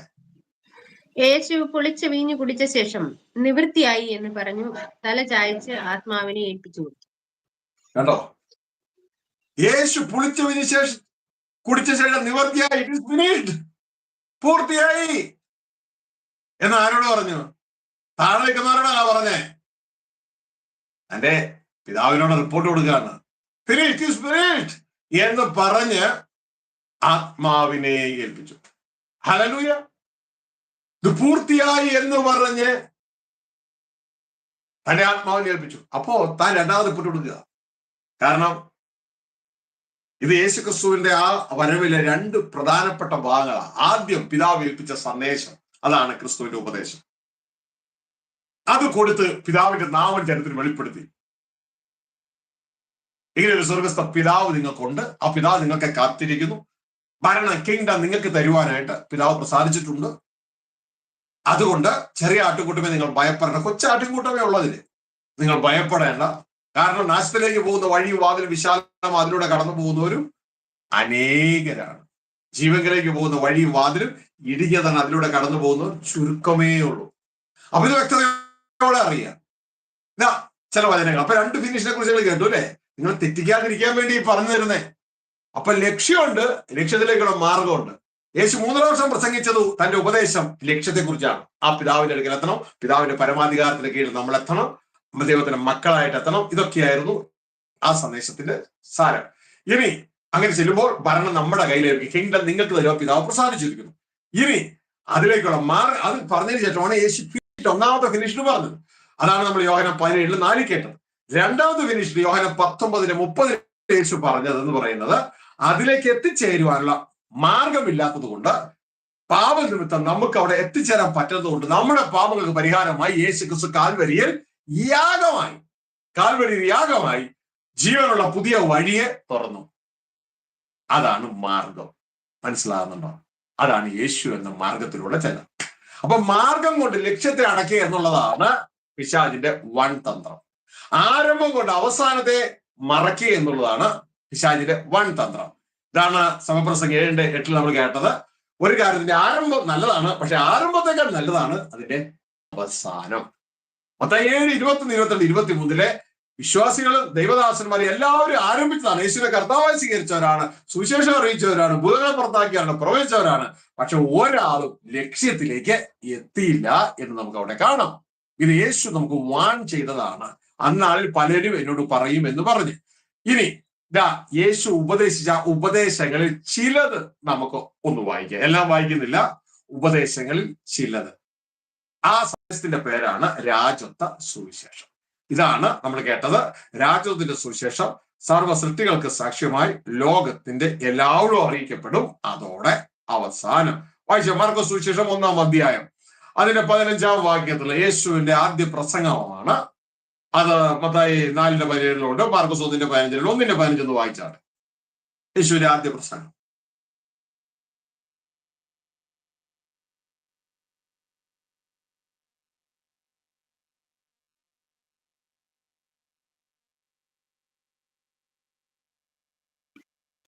കാലം തികഞ്ഞു, ദൈവരാജ്യം സമീപിച്ചിരിക്കുന്നു, മാനസാന്തരപ്പെട്ട് സുവിശേഷത്തിൽ വിശ്വസിക്കുവിൻ എന്ന് പറഞ്ഞു. അപ്പൊ ഇതാണ് യേശുവിന്റെ ആദ്യ പ്രസംഗം, ഇതാണ് യേശുവിന്റെ ഉദ്ദേശം. കാലം തികഞ്ഞു, ദൈവരാജ്യം, ദൈവം ഭൂമിയുടെ ഭരണം ഏറ്റെടുക്കാൻ പോകുന്നു. ഉടമസ്ഥൻ ഭൂമിയുടെ ഭരണം ഏറ്റെടുക്കാൻ പോകുന്നു. ദൈവരാജ്യം, God's government is at hand. അതുകൊണ്ട് മാനസാന്തരപ്പെട്ട് ഞാൻ ഈ പറഞ്ഞ നല്ല വിശ്വാസത്തിൽ വിശ്വസിക്കുക. ഇത് പലരും പറയുന്നുണ്ട്, ക്രൂശിക്കപ്പെട്ട യേശുവാണ് സുവിശേഷം. സുവിശേഷം നല്ല വിശേഷം, യേശു പഠിച്ചത് തീർച്ചയായും നല്ല വിശേഷമാണ്. പക്ഷെ ഇപ്പൊ യേശു ഇവിടെ എന്നാ പ്രസംഗിച്ചേ? യേശു ക്രൂശിക്കപ്പെട്ടു ഇത് പറയുന്ന സമയത്ത് യേശു ക്രൂശിക്കപ്പെട്ടിട്ടില്ല. നമ്മളൊന്ന് പ്രസംഗിക്കുന്ന സുവിശേഷം ഉണ്ടായിട്ടേ ഇല്ല. നിങ്ങളൊന്ന് ചിന്തിച്ചു നോക്കിയ എന്റെ സഹോദരങ്ങളെ, പാസ്റ്റർമാരെ, അച്ഛന്മാരെ, മെത്രാന്മാരെ, സഹോദരങ്ങളെ, സഹോദരിമാരെ, യേശു ഇവിടെ പറയാൻ മാനസാന്തരപ്പെട്ട് സുവിശേഷത്തിൽ വിശ്വസിക്കുന്നു. ഇതാണ് ലക്ഷ്യം. അപ്പൊ നമ്മൾ ഇന്ന് പ്രസംഗിക്കുന്ന യേശു കാൽവരിയിൽ മരിച്ചു എന്ന് പറഞ്ഞ സുവിശേഷം ഉണ്ടായിട്ടേ ഇല്ല. പിന്നെ യേശു ശിഷ്യന്മാരെ സുവിശേഷം അറിയിക്കാൻ വിട്ടു. അപ്പോഴും യേശു മരിച്ചെന്ന് ആരും പ്രസംഗിച്ചിട്ടില്ല. നിങ്ങൾ പറയാമോ ഒരു ദൈവദാസനെങ്കിലും യേശു പ്രസംഗിക്കാൻ വിട്ടപ്പോ യേശു മരിച്ചു ഉയർത്തെഴുന്നേറ്റെന്ന് പ്രസംഗിച്ചോ? അത് 3.5 വർഷം കഴിഞ്ഞിട്ട്, യേശു മരിച്ചതിന് ശേഷമാണ്. ഈ 3.5 വർഷ സമയം യേശു ശിഷ്യന്മാരെ ഒക്കെ അയച്ചു. അപ്പൊ ശിഷ്യന്മാരൊക്കെ എന്നാ പ്രസംഗിച്ചേ? ദൈവരാജ്യം സമീപിച്ചിരിക്കുന്നു, മാനസാന്തരപ്പെടുവേൻ എന്ന് സുവിശേഷിക്കുന്നു. അതായത് God's government is at hand.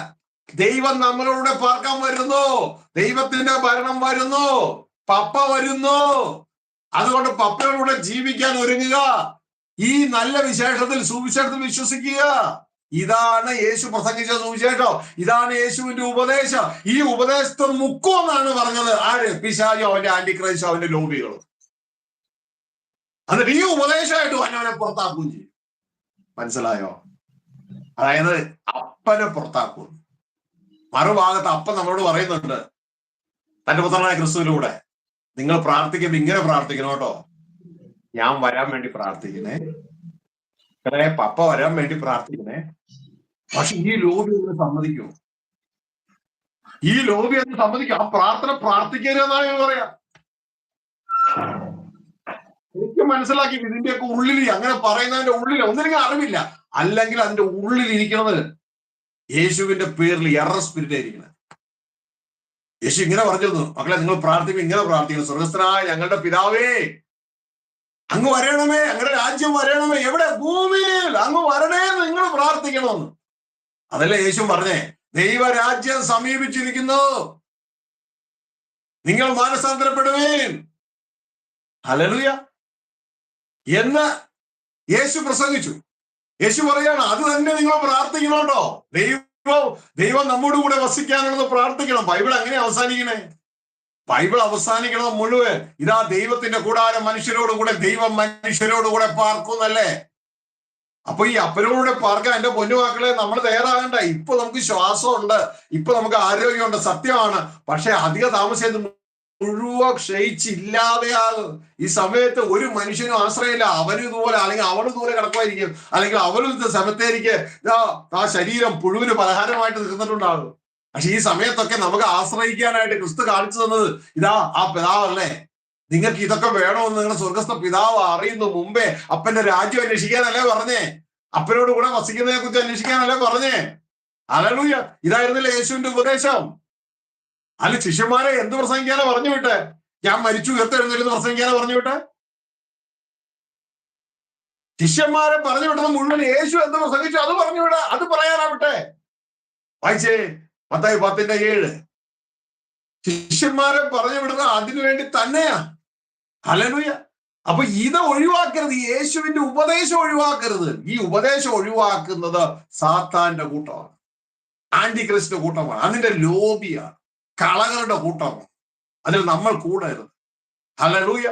നമ്മൾ യേശുക്രിസ്തുവിന്റെ ഉപദേശവും അതിലേക്കുള്ള ഏക വഴിയായ യേശുവിന്റെ കാൽവരി ക്രൂശിലെ മരണവും ഒരുമിച്ച് പ്രഖ്യാപിക്കണം, ജനത്തെ അറിയിക്കണം. വായിച്ച 10:7, മത്തായി 10:7. നിങ്ങൾ പോകുമ്പോൾ സ്വർഗ്ഗരാജ്യം സമീപിച്ചിരിക്കുന്നു എന്ന് ഘോഷിക്കുവീൻ. നിങ്ങൾ പോകുമ്പോ നിങ്ങൾ എന്നാ ഘോഷിക്കണ്ടേ? ശിഷ്യന്മാരോട് ഘോഷിക്കാൻ പറഞ്ഞ ഞാൻ മരിച്ചു ഉയർത്തെഴുന്നേറ്റു എന്ന് പറയാനല്ല പറഞ്ഞേ. നിങ്ങൾ പോകുമ്പോൾ സുവിശേഷം പറയണം. ഏത് സുവിശേഷം? ഞാൻ പറഞ്ഞ സുവിശേഷം തന്നെ പറയണം. ദൈവരാജ്യം സമീപിച്ചിരിക്കുന്നു, നിന്റെ അപ്പൻ നിന്നോടുകൂടെ പാർക്കാനുള്ള കാലം സമീപിച്ചു. ദൈവം ഭൂമിയുടെ ഉടമസ്ഥൻ ഭൂമിയുടെ ഭരണം ഏറ്റെടുക്കാൻ പോകുന്നു എന്ന് നിങ്ങൾ പോയി പറയണം. ശിഷ്യന്മാരെ, ഇതല്ലയോ യേശു ശിഷ്യന്മാരെ ഏൽപ്പിച്ചത്? നമ്മൾ അത് തന്നെയല്ലോ പറയണ്ടേ? എന്നെ പിതാവ് അയച്ചതുപോലെ ഞാൻ നിങ്ങളെയോ അയക്കുന്നു. നമ്മൾ അത് തന്നെയല്ലേ പറഞ്ഞു. പക്ഷെ മറന്നുപോയോ അത് പറയുന്നത്? അല്ലാണ്ട് നമ്മൾ മാർഗം യേശു മരിച്ചു എന്ന് മാത്രം പറഞ്ഞു, ഉയർത്തെഴുന്നേറ്റെന്ന് മാത്രം പറഞ്ഞ് അവസാനിപ്പിക്കുകയാണോ? രക്ഷിക്കപ്പെട്ടു. രക്ഷിക്കപ്പെട്ടത് സൗജന്യമാണ്. എന്നാൽ ദൈവരാജ്യം അവകാശമാക്കേണ്ടത് സൗജന്യമല്ല. അത് ഞാനും നിങ്ങൾ അവകാശമാക്കണം. അതിന് വില കൊടുക്കണം. ചുമ്മാതെ പറയാ പോലെ അതിന് വില കൊടുക്കണം. ഇതാണ് ദൈവത്തിന്റെ വില കൊടുക്കണമെന്ന്. അതെ, വില കൊടുക്കണം. ഇതല്ല യേശു പറഞ്ഞ ഇടുക്കുവാതിലൂടെ കിടക്കാൻ പോരാടാൻ പറഞ്ഞേ.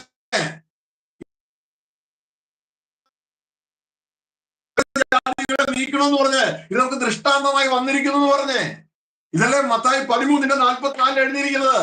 യേശു ക്രിസ്തു പ്രസംഗിച്ച ദൈവരാജ്യം അല്ലെങ്കിൽ സ്വർഗരാജ്യം വയലിൽ ഒളിച്ചു വെച്ച നിധിയാണ്. അതൊരു മനുഷ്യൻ കണ്ടിട്ട് ആരാധിച്ചു വാങ്ങിയെന്നല്ല, സ്തുതിച്ചു വാങ്ങിയതല്ല, പ്രാർത്ഥിച്ചു വാങ്ങിയെന്നല്ല. തനിക്കുള്ളത് സകലതും വിറ്റ് അത് വാങ്ങി. മനസ്സിലായോ? തനിക്കുള്ളത് വിറ്റ് വാങ്ങുന്നതാണ് ദൈവരാജ്യം. അത് സൗജന്യമല്ല, രക്ഷ സൗജന്യമാണ്. കഴിഞ്ഞകാല പാവങ്ങളുടെ ശിക്ഷാവിധിയുടെ രക്ഷ സൗജന്യമാ. എന്നാൽ ഭാവി ജീവിതം നാം അവകാശമാക്കുന്നത് സൗജന്യമല്ല. ഞാനും നിങ്ങളും യേശുവിനോടുള്ള അനുസരണത്തിലൂടെ അത് അവകാശമാക്കേണ്ടതാണ്. ഇതാണ് മത്തായി സുവിശേഷം 13:44, 13:45 വ്യക്തതയോടെ പറയുന്നത്. ഹല്ലേലൂയ. അതുകൂടി വായിച്ച് നമുക്ക് പ്രാർത്ഥിച്ച് അവസാനിപ്പിക്കാം. ശ്രദ്ധിച്ചേ, 13:44-45 യേശു ക്രിസ്തു പറയാണ്, സ്വർഗരാജ്യം. ഒന്നെടുത്ത സിസ്റ്ററെ. ഹല്ലേലൂയ.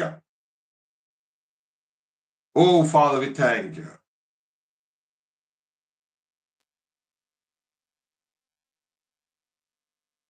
പതിമൂന്നിലെ 44-45. സ്വർഗരാജ്യം വയലിൽ ഒളിപ്പിച്ചു വെച്ച നിധിയോട് സദൃശ്യം. അത് ഒരു മനുഷ്യൻ കണ്ട് മറച്ചിട്ട് തന്റെ സന്തോഷത്താൽ ചെന്ന് തനിക്കുള്ളതൊക്കെയും വിറ്റ് ആ വയൽ വാങ്ങി. വിറ്റു വാങ്ങി. ഒന്ന് പറഞ്ഞേക്കേ, വിറ്റു വാങ്ങി. അപ്പൊ സ്വർഗരാജ്യം എങ്ങനെ വാങ്ങണം? വിറ്റു വാങ്ങണം. രക്ഷയോ നമ്മളൊന്നും വിൽക്കണ്ട. യേശു കാൽവരി ചെയ്തത് വിശ്വസിച്ചാൽ മാത്രം മതി. മനസ്സിലായ? നമ്മുടെ കഴിഞ്ഞ കാലം പാസ്റ്റ് അത് രക്ഷപ്പെടും. ഭാവിയിൽ പ്രവേശിക്കണമെങ്കിൽ വിറ്റു വാങ്ങണം. തനിക്കുള്ളത് മുഴുവൻ വിൽക്കണം. ഹല്ലേലൂയ. അത് വിൽക്കണം എങ്ങനെയാന്നൊക്കെ ചെറിയ ചോദ്യം വരും. നമുക്ക് ഭാവിയിൽ പഠിക്കാം. 45 കൂടി വായിച്ചു, 45 കൂടി വായിച്ചു, 45 കൂടി വായിച്ചു, അതുപോലെ 45 കൂടി വായിച്ച്.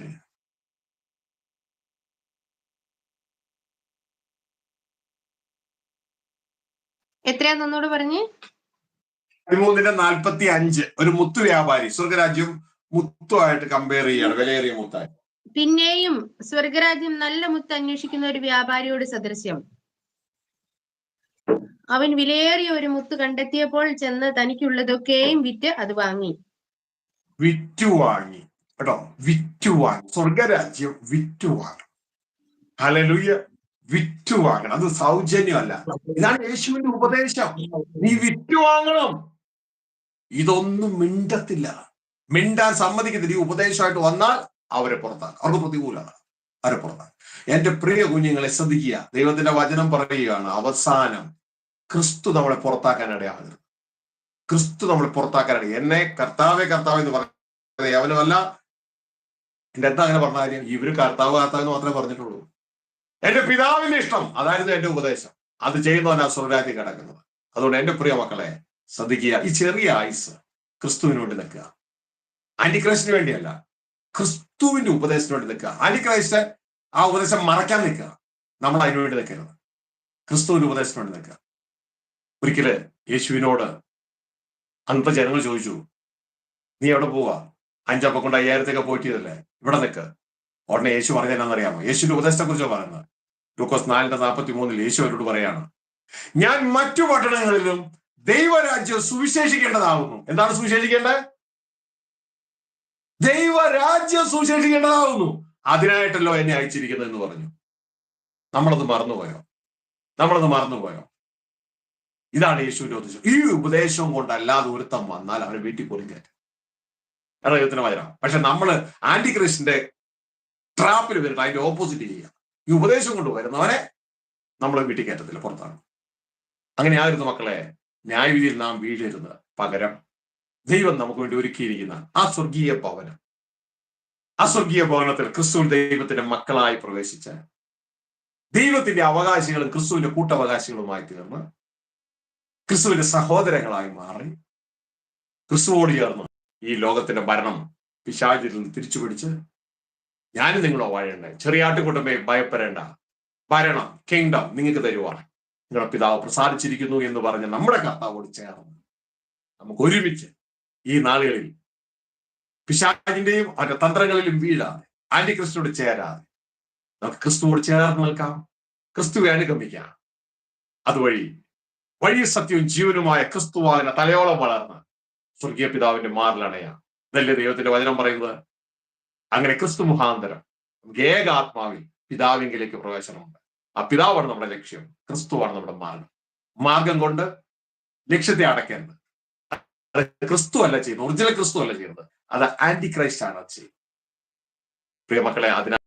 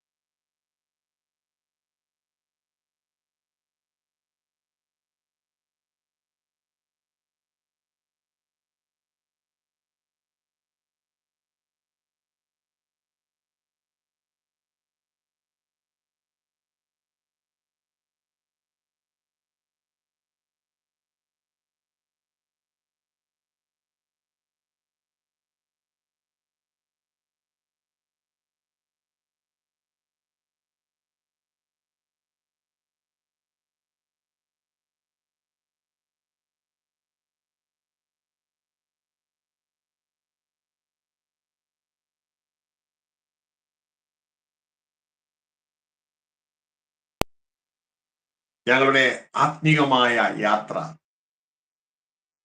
ഞങ്ങളെ പഠിപ്പിച്ചതിനായി നന്ദിയോടെ സ്തുതി. എന്റെ പിതാവേ, ക്രിസ്തുവെ പോലെ അങ്ങേക്ക് വേണ്ടി നിൽക്കുവാൻ അനേകരിന്നില്ലല്ലോ, അനേകരെ അങ്ങ് ഒരുക്കിയെടുക്കണമേ എന്ന് പ്രാർത്ഥിക്കുന്നു.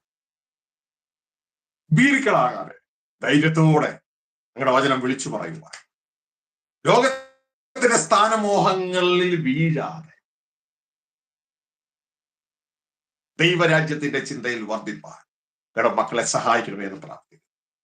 ഈ മക്കളെ ഏവരെയും സ്വർഗസ്ഥ പിതാവിന്റെ കർത്താവായ യേശു ക്രിസ്തുവിന്റെ നാമത്തിൽ അനുഗ്രഹിക്കും. അവർ നിത്യം ഒരു അനുഗ്രഹമായി നിലകൊള്ളുവാനിടയാകട്ടെ. ഇവരുടെ എല്ലാ ആവശ്യങ്ങളുടെ പേരും കൂട്ടായിരിക്കണം. അങ്ങയുടെ സമാധാനം ഇവരുടെ ഹൃദയങ്ങളെ കൽപ്പിക്കുന്നു. അങ്ങയുടെ സമാധാനം ഇവരുടെ കുടുംബങ്ങളിൽ കൽപ്പിക്കുന്നു. അങ്ങയുടെ സൗഖ്യം ഇവരുടെ ശരീരങ്ങളിൽ കൽപ്പിക്കുന്നു. വിശ്വാസം ഏറ്റെടുത്താണ്.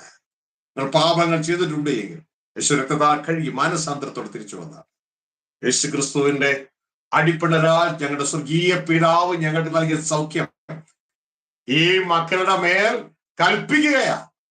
സൗഖ്യമുള്ളവരാകട്ടെ. വിശ്വാസം ഏറ്റെടുത്താട്ടെ.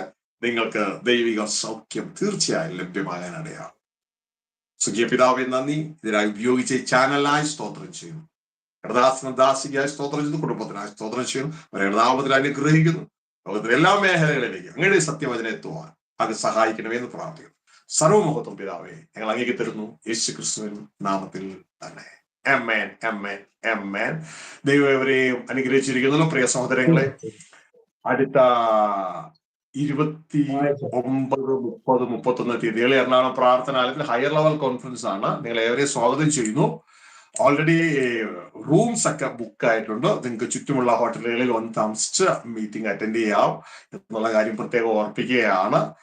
നമ്മുടെ സഹോദരങ്ങളെ വിളിച്ചാൽ നിങ്ങൾ അവരതിനുള്ള ക്രമീകരണങ്ങൾ ചെയ്യുന്നതായിരിക്കും എന്നുള്ള കാര്യം ഓർപ്പിക്കുകയാണ്. അതോടൊപ്പം തന്നെ അടുത്ത റിട്രീറ്റ് നടക്കുന്നത് ജനുവരിയിൽ. റിട്രീറ്റ് അടുത്ത മാസം 5-ാം തീയതി മുതൽ ആണ്, 7 ദിവസമാണ്. അതുകൊണ്ട് പ്രാരംഭ റിട്രീറ്റിൽ കടന്നു വരുവാൻ ആഗ്രഹിക്കുന്നു. അത് ദൈവരാജ്യത്തെ കുറിച്ച് നല്ലൊരു സോളിഡ് ഫൗണ്ടേഷൻ നിങ്ങൾക്ക് ലഭിക്കുവാനായിട്ട് ഇടയാകും.